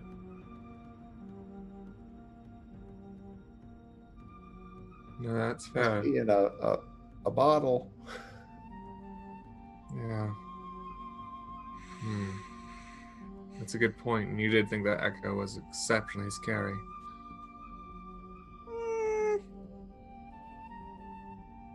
Downstairs, you hear a crash and a bang and a clatter of what sounds like metal hitting stone floors. It wasn't me. I don't think. I rushed downstairs. I don't leave my mother's side. As you rush downstairs, you see Blue in the kitchen holding 2 frying pans up and looking under things. Blue, what the fuck are you doing? I am trying to catch a rat. And you just see him lifting things up like he's looking for something. Where is it? Darling, where is it? I don't know, but I can hear it. And it's sort of, he starts like opening cupboards and things are just falling out. He's not really thinking and he's just moving things over and over. I'm going to see if I see it. Yeah, perception check for me, please. You got it. That would be an at one. You see nothing, you hear nothing. You literally just hear the clang and clatter of pans that Blue, every time he opens this. This is a big kitchen. This looks like maybe it was run by about 3 or 4 cooks, lots of servants, as it all sort of tumbles out of these cupboards. Okay. I go, no, darling, stop. Good. Sweet. Orion, stop. Here. And I resummon my packed weapon, but this time it's in the form of a mallet, and I just hand it to him. Just sit and wait. Hit it with this. And he takes it and stands in the center of the kitchen. Just wait. Be good. And I know Warforged haven't got noses, but I just sort of boop him where his nose would be. And I head back upstairs. As you leave, Vesh. you will hear a crash on the floor. Vesh, Oh, yeah? the Dalkiori, Yeah? are they... What do they look like?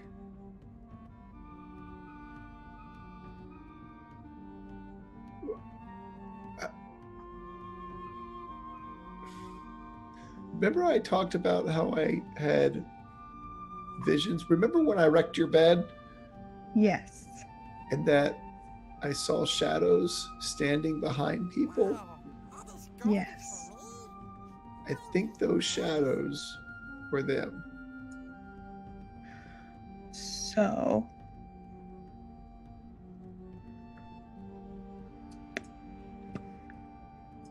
They can't do things on their own. I think they come in all different ways. So, normal Kiore, normally with, with other Kalishtar, it's almost like, how you kind of like have intuition, like you knew to leave, and that's how you found your mom. Just like there was something just that kind of told you something wasn't right. Mm-hmm. So most of the Kiore for the Kalishtar are like that. They're just kind of like feelings. Mm-hmm. And then you kind of learn from them, and because we don't dream. We just kind of remember our Kiore's lives or moments of their lives. Now,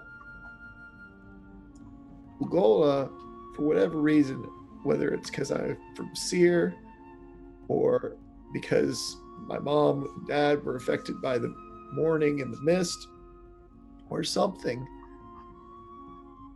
I mean, well, that's why I'm the way I am. And so when the merchant tried to find me a new place to live among the Kalistari, they all thought that I was a Dalkior. Because I think that sometimes these dark ones can do stuff, take a more active role. And we know the one that was in your mom talked. Right, which but isn't normal either. but they have to be in someone. I guess. I've never, otherwise they're just like in your dreams, I think. And that's why Right. it's called the Dreaming Dark. They're kind of a nightmare.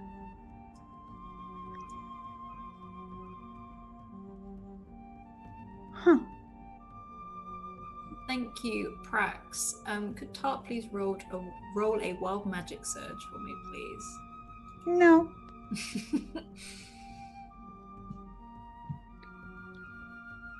Oh, good.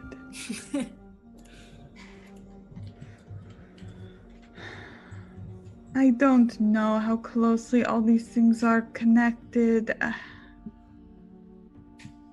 Maybe it is the Dalkiori in tandem with the Traveler. Sure. I don't know enough about religion to know, but the Dark Six seem pretty, well, they do have those big blood and bones, and Yes. then the Traveler is like, Is not part of the Dark Six. no. The gods. So that's what's weird to me. You see, this is what's weird to me. Is it's like, okay, we worship these 6 bad gods, but here's also the traveler, and then over here's the Dalkiore, who's probably working with someone. That makes sense. And then the mist and the Warforged.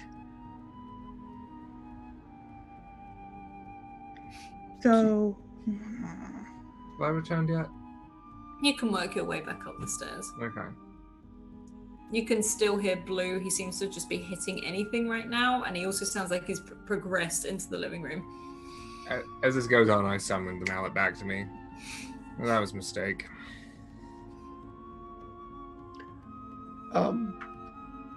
So, yeah,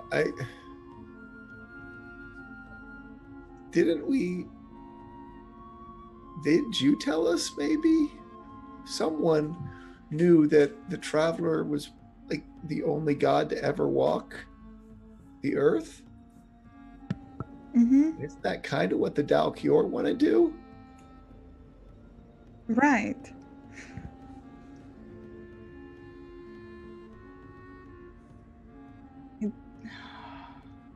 I don't think they want destruction, or they wouldn't target who they seem to want to target.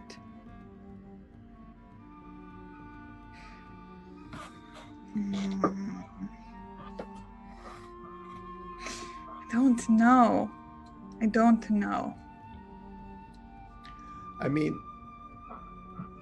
the Dark Six are just kind of all about all the bad stuff. Right. Generally. So, is it more just that having Dalkior out kind of makes all the dark stuff happen?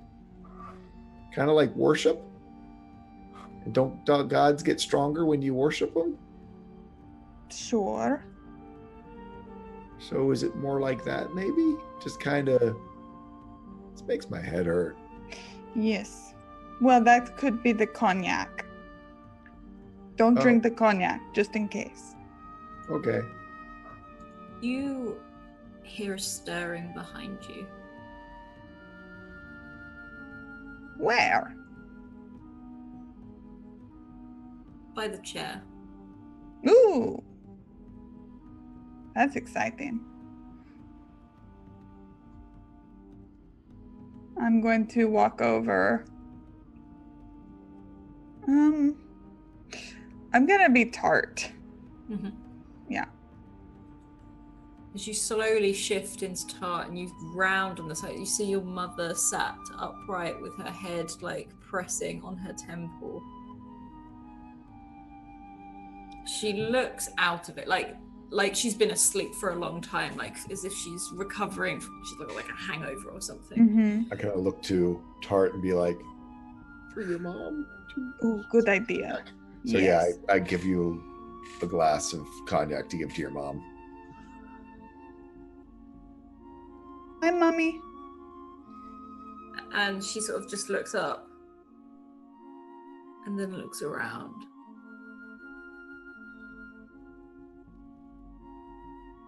Is it gone? Yes, it's gone. It's gone. I got rid of it. I got rid of it. You got rid of it. And she tries to stand and she sort of doesn't quite make it. She's sort of holding onto the chair and she holds onto you quite tightly, like she's really holding your arm. Well done. Thank you. And she sees the alcohol in your hand and will just take it and down it.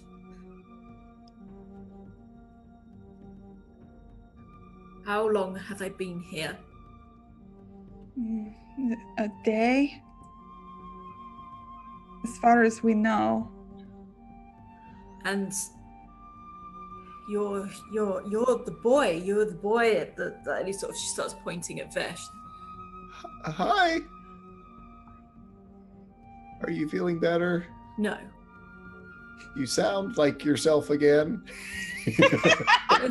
So she said, what's that supposed to mean? You were It's a really compliment. sweet and nice. It's a compliment, isn't it, Vesh? It's a compliment. She sounds like she's gaining her Right. strength back. Yes. Thank you. Yes. He's absolutely mortified. Yeah, and she's That he like, might have insulted her. Just don't want her to hurt you. and she's looking around, and she's looking around for more drink. Like, if you've got the bottle in your hand, Oh, she'll yeah, I've got probably that. wipe it out of your hand and just starts pouring again, and sort of quite shakily sits back down in the chair. You're a very strong woman, and we could tell that when you were acting all sweet and soft that it couldn't possibly be you because you're strong and powerful. Shh, don't butter me up. I have a headache. Yes, ma'am. Tart is like waiting to be called on. Her hand's not raised, but it might as well be. If I return to this point. Yeah, you can be up by the door. Okay, I was gonna say like that'd be some long stairs. Jeez. Yeah. Yeah. So I walk back in. I switched the mallet just back to being just a dagger that goes back on my belt. Oh God, they're here too. And she just sort of puts her head down and she's like, where am I? What city? What place? Is this a house that I have in Sharm that I don't know about? Yes. Yes. Okay. So we are in Rook. We are in the collector's house of House Kenneth. Oof, what am I doing in their house? Don't know. It's very dusty. I don't think anyone actually lives here anymore. Kenneth. Yeah. She's sort of like, ugh. I agree. Can I go home now? And she sort of she sort of goes to stand again and sits back down, sort of in a wobble. No. Sharn's still not safe, we don't think. If you don't mind my asking, milady, what is the last thing you remember before you had your run-in with your surprise visitor? And she stops and thinks.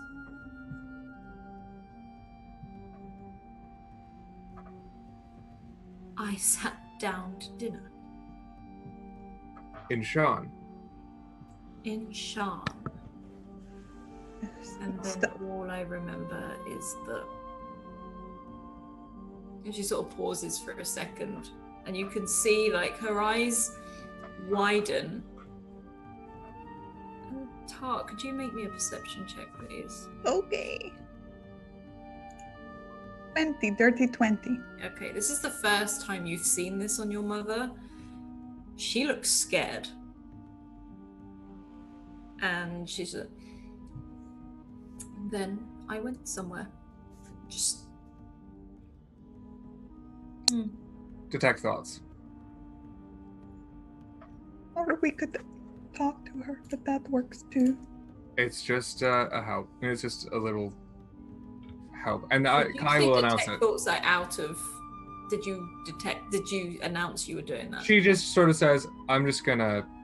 Kai would have phrased it sort of like, I'm just going to get a little clearer picture, if you And don't she mind. sort of looks at you and goes, I've had enough people in my head to get out. Just trying to listen intently. Now. That's all. And you just hear a voice yelling, like it's like you hear it in double.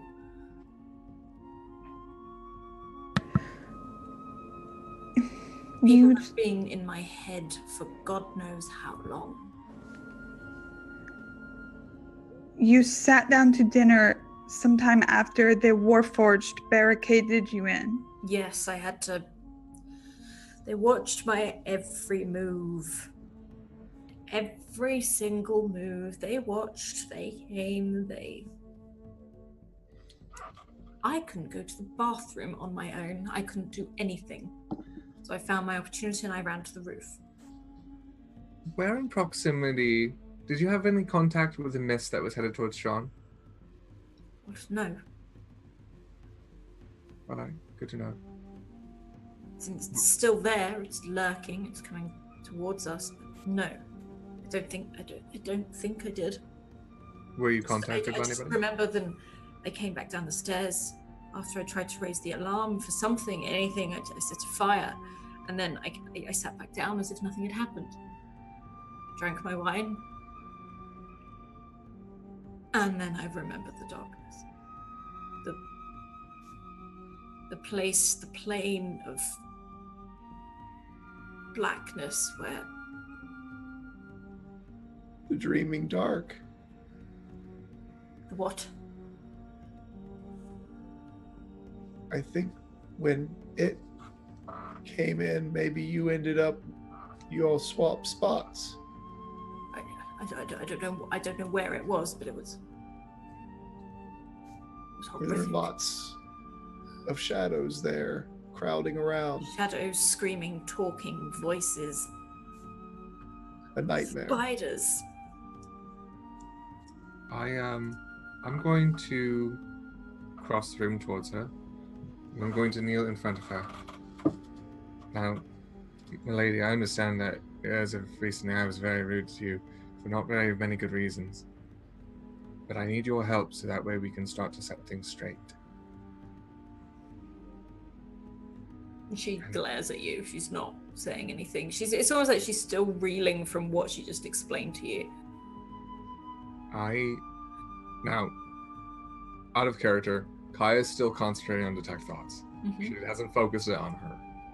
But Kaia extends her hand, says, I need you to show me so that way I can start to get some information so that way you don't have to do this ever again and it goes away. And the mother Okay. actually looks over at Tart. Almost again for the first time. She doesn't look happy. She's not like a comforting sort of look. You're used to the look, but it's like she's asking for advice.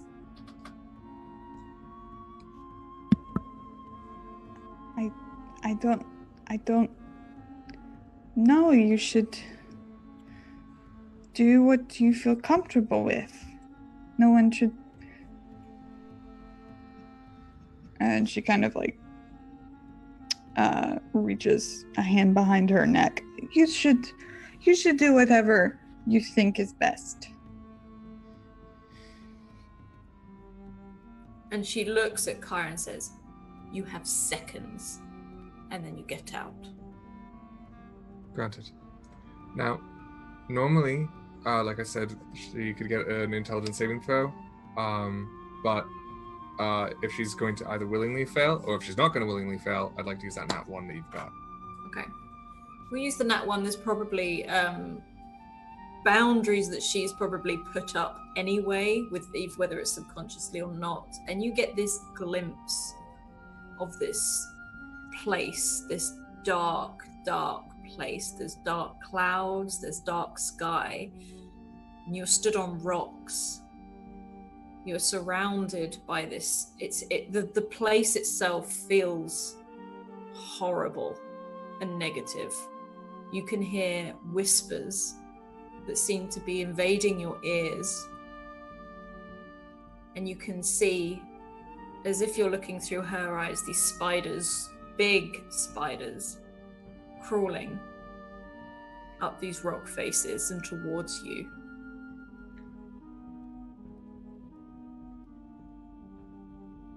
This feeling, this impression that I get, is it anything like the feeling of having Rizzo in my head? No, this is like you're looking through her eyes. Okay, It's like she's sharing a memory with you. gotcha. As you see these spiders crawl, and then you just hear these screams and clash of metal. And you're suddenly like pushed out. And she's just... I hate spiders. I've never liked spiders. Well, I will get you a very nice spider trap on the nearest holiday. And I stand up, letting go of her hand. So, there's one interesting detail. And this is magically interesting and unfortunate. I think the what do you call them, Vesh? Delcore? The Dalcure, yeah. I don't think that they're just inhabiting people. I think they're pushing their hosts into that plane.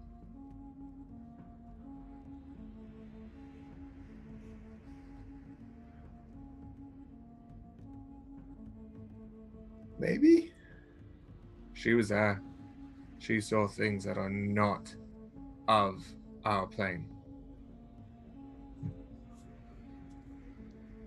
Big, nasty looking spiders, whispers everywhere. Well,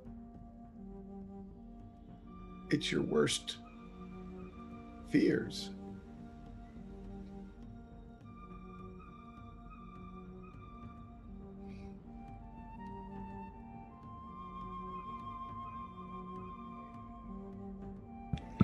Mommy, you don't remember what happened to you on the roof? And she pauses for a... I remember lighting the fire. Mm-hmm. I had the alert, the alarm, which no one came to. I don't remember walking down the stairs.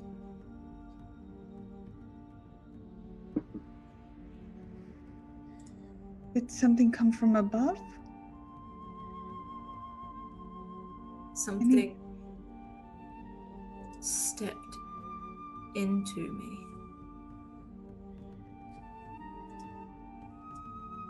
I think. And she seems to be really struggling with this bit. She's not too sure, but she's... It was like... Yes, it was like a shadow stepped into me on that roof. And like a puppet, I was walked down the stairs to sit back at the table.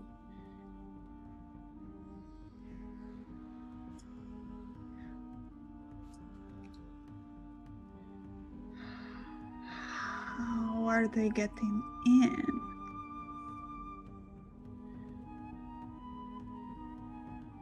You weren't sleepwalking or sleep arsoning, were you? I don't think so. I don't know. And she pours herself another drink. Actually? She's an elf, right? Mm-hmm. Elves don't sleep. Nor do they dream. So they're powerful enough to be able to subvert that feature of being an elf.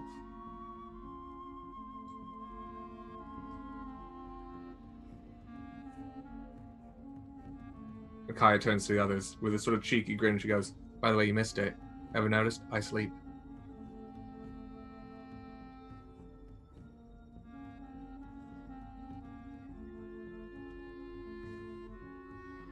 Okay.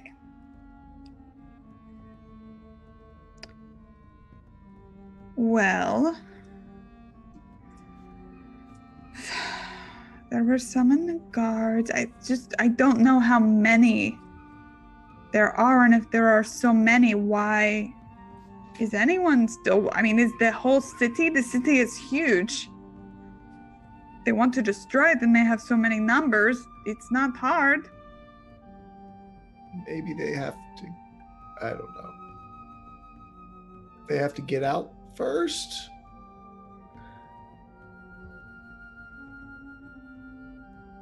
Right. Get out of the Dreaming Dark to then get into someone else. So, oh. Yes.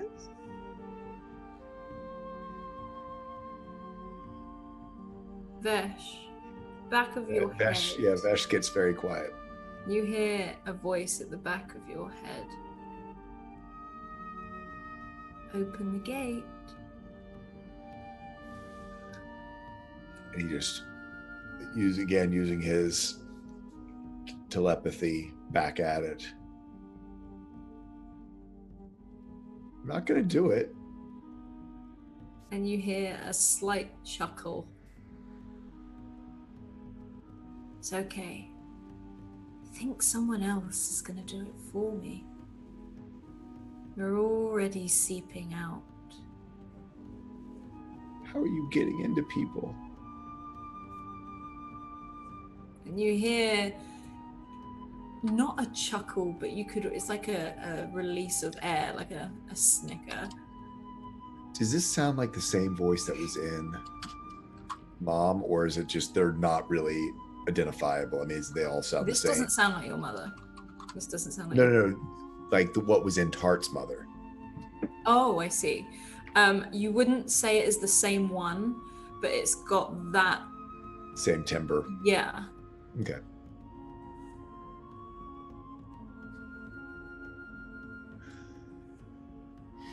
So what's the trick?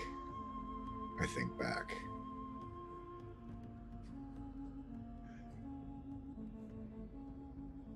Open the gate and find out. Not that part. I think you're so smart. But whoever was in Tart's mom ran away instead of taking who he really wanted. So something was missing. And you hear silence for a bit. You saw us. You saw us waiting. You also saw your friend's replacement locking that door.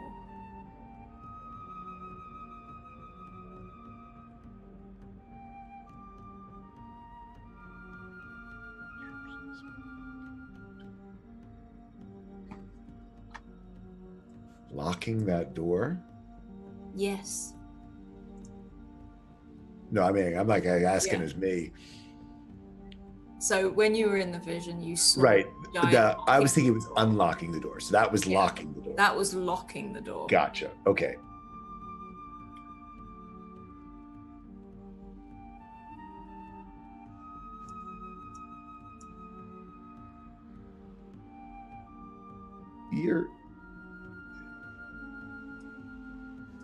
You're just trying to confuse me. The giants are good. That's the problem.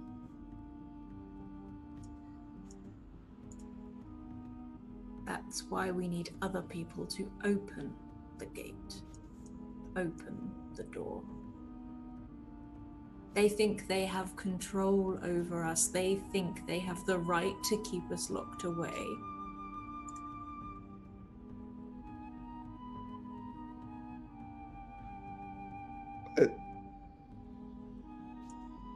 You're bad. Depends on perspective. And you hear the voice sort of filter away, and you feel it's gone.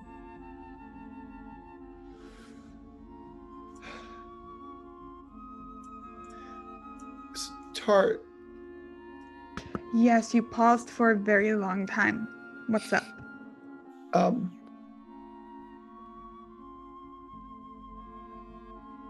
Why do you think it didn't hop into you? Well, I told it to fuck off. Maybe it just listened.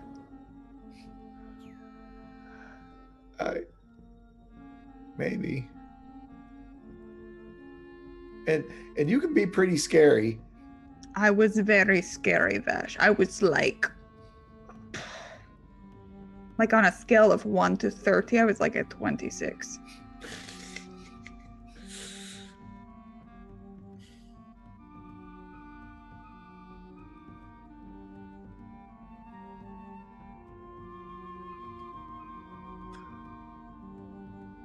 I don't know. I mean, he looks to Elvenor, yeah. Elvenor. On a scale of 1 to 30, your mom's like a 32. and it got into her. And he does this really sheepish smile at Elvinor. Yeah, like, have you said this loudly? Like, Oh, because he's not Yeah. subtle. like, she will just scowl and look, probably proving a point, but will literally lock eyes on you, just sharp, sort of as daggers, as she sips this You're a wine. very strong woman, and I can't imagine that they wouldn't. That you couldn't have fought it. And he just like starts babbling and finally gets quiet. Probably drinks some more cognac because she makes him very, very nervous. Sure. She's terrifying. You hear that crash again as Blue is down there, and you can hear a little yelp from Rush. What are you doing? Vesh is actually now he's going to go downstairs, and we don't have to follow him. Vesh is like wants to get out of the withering glaze of Elvinor. Yeah, you can run downstairs, and you see Rush like up against the wall, like looking at Blue in confusion, who essentially just started moving. Oh, and there's even bigger crashes. I run down the stairs. Oh my god. Okay, so you literally you're running too fast for your feet to keep up, and it's like you trip over your own feet and you tumble down the last set of stairs and crash into the edge of the sofa. You all hear from down. I'm okay. Don't come down. You can stay up there. Are you sure? I'm fine. Okay, I trust you, Vesh. You're a big boy. And Rush will dash over and help to start trying to pick you up, and he's like, Yeah. I don't know what's wrong with him. He's just gone nuts. Like, and you're looking over at Blue, who is literally picking up furniture and moving it, and then pressing his ears to the wall and the floor. What are you doing? I am looking for rats. And then, like, he starts moving. Like, you see him sort of go up to the fireplace and weigh it up to see if it comes off the wall. Can I like do a perception to see if I hear any rats? Yeah. Is it not a rat at all? 12? You can hear, like, there's something. You can hear it moving, and it's coming from underneath you. Do you hear it? Yeah. I think it's down below. Maybe the basement? I should pull up the floorboards and you Whoa. Let's see if we can find a hatch or a door or something. This is a good idea. And Rush is like, just quick before he starts ripping everything up, and he starts like looking for. Yeah, I start looking under rugs. I mean, he's from like a farm, so normally the cellar's like in the kitchen, so he might walk back into the kitchen to see if there's either a door or a trap door or something. Yeah, can you roll a perception for me, please? Sure, I can. I used all my good rolls earlier. Oh, no, 15. So you can see Blue lifting things up, looking behind curtains. Rush is sort of doing the same, moving chairs. As you cast your eye over into the kitchen, you see another fire, and you see another rug on the floor. He'll lift it up just to sort of see if he can find a...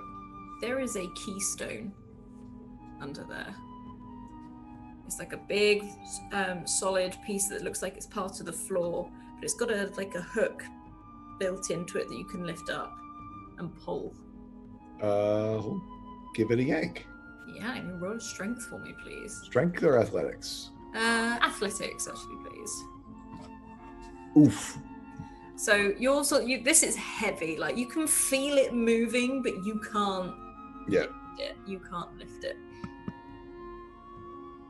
Are you still okay? We're fine. There's a rat. Okay. Yeah, we got it. It's just a rat. Uh-huh. Yep. Sure. I look over to Tartan and say, they don't got it. That was what Blue was doing earlier. It's okay. Do you want to go? You could. I mean, I No. guess they're probably fine. That it's going to keep them occupied. I think, trying to hunt down a rat might be a not so bad distraction right now. Unless, of course, a Delcure can get into the rats, and then we've been completely compromised. I don't think they're interested in rats, but it's a good theory. I mean, weren't you being paranoid about animals watching us not long ago? I'm always paranoid about animals watching. People use them as spies all the time, so do we. Well, then maybe we should go help? How many dang people does it take to kill a rat? Darling, do you think for a second that we can leave Blue and Vesh to have not only the finesse, but also the raw precision needed to catch a rat? About this time, you hear a thunderclap from downstairs. And as you also hear that, you hear pans and dishes just drop from wherever they're hanging and crash to the floor. And Rush comes dashing in, to you, what are you doing? Oh, you found it. Is it under there? Yeah. Yeah, Okay, he tried to. let me try and. You tried to use the thunderclap to try to loosen it up and give it another try. Okay. And he looks over at you and he sort of holds onto the thing as well. He goes, on 3, okay? Yeah. And 1. you can roll another athletics with advantage, please. And Okay. so it's 1, 2, 2, 3. 3. 16. 16. And as you do, you feel this rock leave and they sort of heave and Rush falls over. Rush isn't quite as big as you and he sort of falls over as you pull it out and you can see a staircase going down into darkness. At the thunderclap, Kaia just gestured to the door like this. She's just sitting there for a good solid 5 seconds That's we're supposed to be in hiding. I just was loosening it. We got it now. We're all going to die with our faces in flatbread. Loosening what? The door to the basement. It's in the cellar. We got it now. It's okay. Okay. Vesh is gonna head down into the cellar, lighting up his light with a little lightning dancing across his fingers. Blue is also still preoccupied. He hasn't stopped looking. He is still. We're going down. Blue, up, blue, blue. And he sort of stops. You see him, and he's lifted up the sofa that Kai was originally asleep on, and he slowly puts it down. Gently, yeah. Is it? Are we going somewhere? Down. Cellar, rat. And you see him reach down and pick up a frying pan and then follow you over to the staircase. And Rush is like, are we sure about this? It's pretty dark down there. Zink. He does that, and seeing Blue with the frying pan, he grabs one too. And Rush is quickly grabs just this spoon. He feels like maybe they should be arming themselves. He's not too sure just why. 2 frying pans and a ladle. We've got this. Yeah. And he's like, should Blue go first? No. He pulls his shield off. He goes, I can go first. Oh, okay. Well, I'm right behind you. Okay.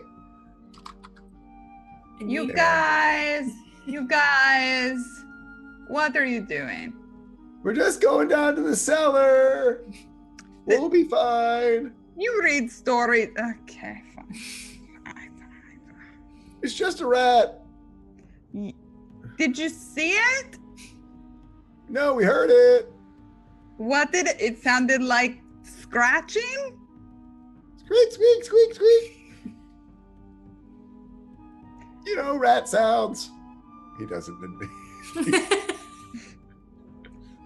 Dash, can you see into the cellar without going down there? I am hyper paranoid. Yeah, we're totally not down there. We're down there. Yeah.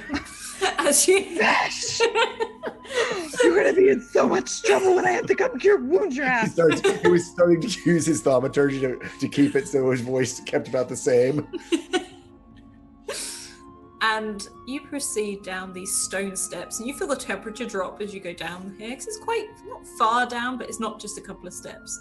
You go down about 10 steps, and the roof's that little bit lower that makes you and Blue sort of duck down a little bit. Rush is still just clutching his ladle and sort of following you, and you're in a dark room. So I start looking around for a rat, but also just kind of curious of, ooh, it's a cellar. Yeah. What's in the Okay, cellar? roll a perception for me, please. I'm totally. Vesh is totally playing adventure with his. He's got his new shield because he's like, it's a rat. He's on adventure. See, baby steps towards being a hero. On a 12. Yeah. Okay. So with the light from your hands, you can sort of, if you wave it about the room, you see this is all stone, very much like the stone that the kitchen floor is made out of, and you can see a door the other end of this room. Otherwise, this looks like a wine cellar, just filled with more and more of this wine that you didn't realize was here, like the one you took up to Tart earlier. There is loads of this down there. We'll bring you more cognac. I hear, are you still using thaumaturgy, or has the sound of his voice changed? I am. I think Tart's becoming angry, Mom. So we totally go to the door. Yeah, you head over to the door. Breadcrumbs! I just started going, breadcrumbs! And I don't look at my mother, who is probably confused and judging. Yeah, she's just like staring straight forwards, like with her head like in this glass of wine. And Rush is just beside you, like, what do we just go in? Do we not? Do people do that? We just open it and look and see. Quietly. Blue. Quietly, okay. Quiet, and make sure that Rush is okay. Like, Blue just puts a finger to his lips and holds up the frying pan, and then like literally almost like bear hugs Rush. He's like, "What?" As he sort of just grabs him around the shoulders, like quite protectively, not, Yeah. And then walks him forwards. And if you're doing this quietly, I know. At disadvantage because I've got on chainmail. You brought the shield with you as well, didn't you? Oh yeah. My God. That's a 0.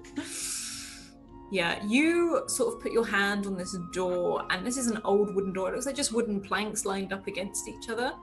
Yeah. And you turn this handle, and it goes as like the metal of the door handle opens. And you push this door open. It's a bit of a push because it's pushing through dirt. So you hear the scrape of the dirt and the as these hinges creak and open into a big room. A very, very large room. Cool. What's in there? It's a big room. You see the rat? Do I see the rat? Can you roll a perception for me, please? 15. 15. You don't see a rat, but as you hold up the light, you see feet walking just at the edge of your light, walking backwards and forwards. Like a person's feet? Or like just feet? Forged feet. Oh.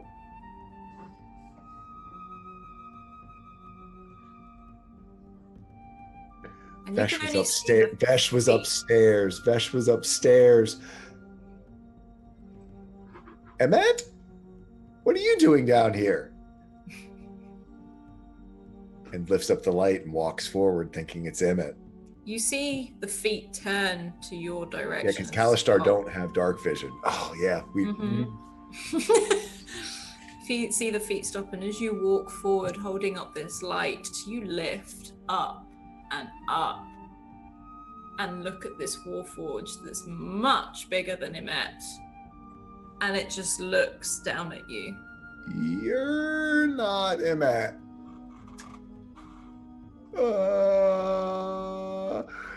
It wasn't a rat.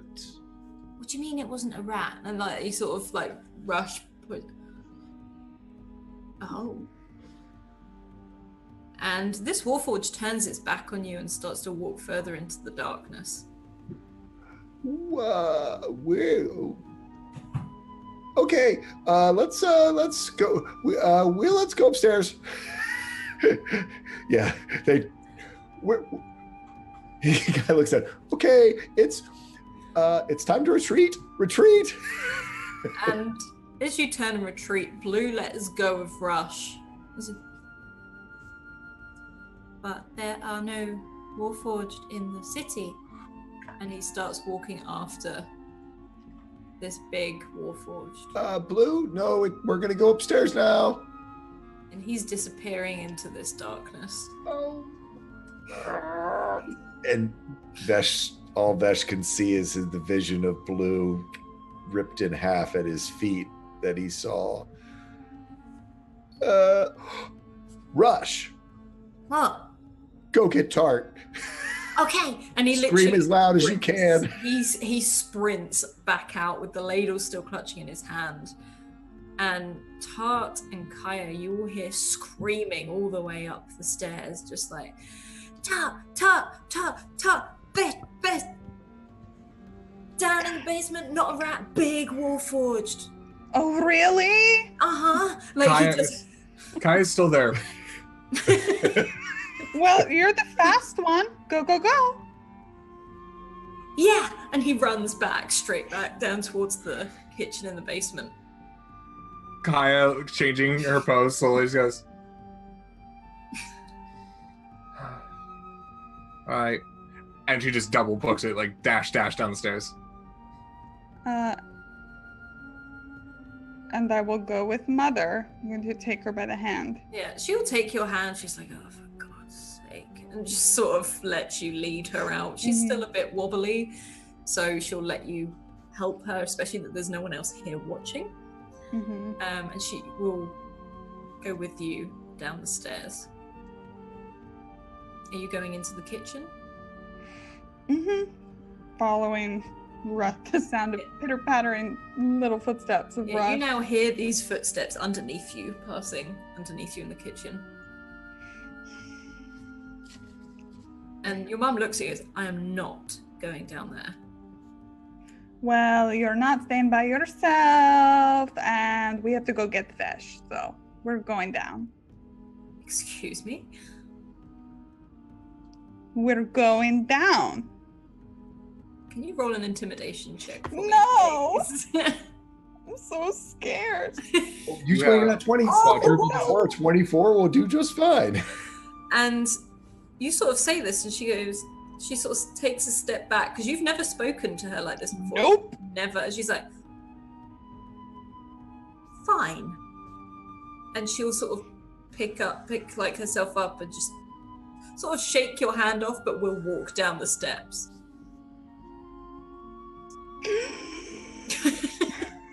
I'll go after her.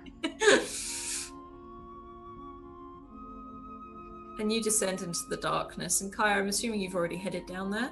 Oh, yeah. Which Okay. now actually can see in here like it's normal in here, which is really weird.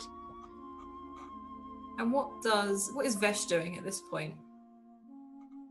Vesh was following Blue, following the Warforged, because he wasn't going to leave Vesh. Vesh was not going to leave Blue to get ripped in half by this Warforged. By any chance, did I notice the color of the eyes? The eyes were white. Ooh, I've not seen that before, so he doesn't know. Okay. Yeah, he's following with the light, trying to keep up with Blue in this giant Warforged. You follow Blue. Blue's moving I'm, tell you, close. I'm picturing the Iron Giant. I Yeah, can't. that's all I'm seeing right now. Yeah. And Blue, you see walking forward as you catch up with your light, and you see him following this huge Warforged, who has taken a seat down, sat down on the ground. And as you approach and your light lifts, you hear Blue go, "Hello." And about 40 to 50 sets of eyes turn on white down in this basement. And that is where we will leave this week's Eberron. You're going to get such a talking to, young man. Vesh is totally grounded. I think Totally Vesh is grounded. more scared of Tart than all these boys. When I see her, yeah, because it's gonna be Tart channeling Cart's mom. Awesome. So we're going to hop around and we are going to say again favorite bit, where we can find you, plug. And we will go around again. So our wonderful Derek or Kaia. Hello. Hi, everybody. I'm Derek, or as you might be able to find me on the interwebs as Archmage Derek, Archmage_Derek on Twitter. And you can also find me on the Mage College, themagecollege.wordpress.com, where myself, my wonderful wife Kana, and our friend Tahina Andale, where we create 5e subclasses, feats, all that good stuff for Dungeons and Dragons, because we just love it so much. And you can also find me on Tuesdays regularly at 6 p.m. on the channel doing the 7th Sea game. So yeah, check out all that good stuff. My favorite part probably I'd say was that moment where as Kaia and Tara talking about like how much they might be needed down there, they're just like without fail. That's just like, oh yeah, here's a small thunderclap just to prove you right and or wrong. Typical Vesh. I love it. I live for it. But yeah, so thanks for having me. And Awesome. Thank you. And now we're going to hop over to Lauren, our very own Tart. Hi. Hello. I love my scary mom.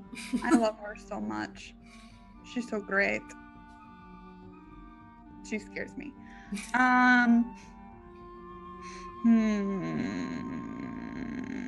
Ideas.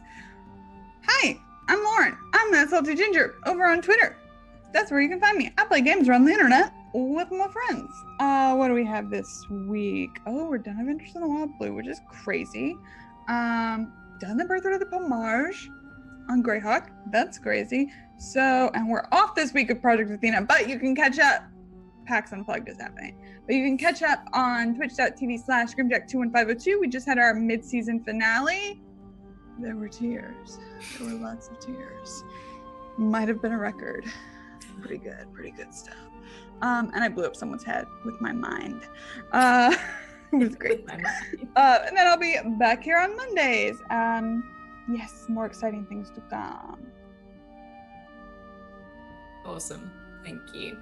And last but not least, Tool School or Vesh. I am Tall Squall. You can find me all over the internet as Tall Squall. If you go to my Twitter, the pinned tweet will point you at all the different things, including stuff that we're doing for Bird and Storm Publishing, stuff that we're doing on my channel, and we're going to be at PAX U next weekend. So that's going to be fun too. And my favorite thing, I'm telling you, Tart and Elfalin. I'm sorry. Elvenor. I didn't name her. Elvenor. Damn thing. And yeah, Tart and Elvenor's relationship is the best CW drama on TV right now. So just tune Take in. that, Riverdale. Yes, absolutely. The best CW drama ever. And I love it. I love it so much. And so that was awesome. And I had a blast. Awesome. Thank you very much. So I think we're looking at choosing our war cry. It looks like I don't want to die with my face in flatbread. Looks to be the winning one, which I'm very happy about. But last few things. Discord. If you want to get into our wonderful Discord, it's full of amazing people. And we talk TTRPGs, D&D. And we also now have channels each for all of our shows. So if you want to hop in there, talk theories, or just talk about the game itself, that's now available. Also our YouTube, this will be up on YouTube very soon in case you didn't get to see all of it, and you can find all the previous episodes on there as well. Twitter, if you want to get into one of these games, drop Scrat a message on Twitter. We're all about getting new people, returning people into TTRPGs and all the fun and roleplay that ensues with it. We are now full-time, so you can help us keep this up and make things better. If you can see, help us happen. You can see me now. I have light. Like normally you can't see me. I have light now, so thank you so much. Yeah, and you can contribute that way. If you look at our Patreon, we also have a lot of free articles on there. I think Renee's just put, we've just had one up from Renee up on there. I want to say today, it's today or yesterday. We also have merch, and we use Redbubble for that merch. There's some awesome stuff, and at the moment it is Cyber Monday, and there is a 30% off using the code, which I'm sure we'll put up in chat in just a moment. So it's 30% off everything all over Redbubble, so definitely go and check it out. We also have some awesome sponsors. Bird in the Storm is one of them here. You'll see the link in chat for their hoodies, t-shirts, and awesome mugs. They are all links are there as well. And also Mage Hand Press, who create the Dark Matter material, the Dark Matter Alpha, which released last week, and you can see in action every Thursday in our viewer game run by me, Argo 37, and it's got a bit intense over there at the moment, and I'm pretty sure Scrat is screaming at me quite a lot throughout the week. Other than that, we are raiding.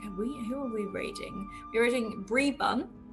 And oh, thank you for the raid. I'm sorry, we're just wrapping up, but hey, hi, we're just gonna take you somewhere else now. But yeah, stick around, head over there and put in there, I don't want to die with my face in flatbread. Let them know where you came from. I'm White Rabbit Pick on Twitter. That's where you can find me. And I can't wait till next Monday, so keep evoking emotions, guys, and I will see you very soon. Bye.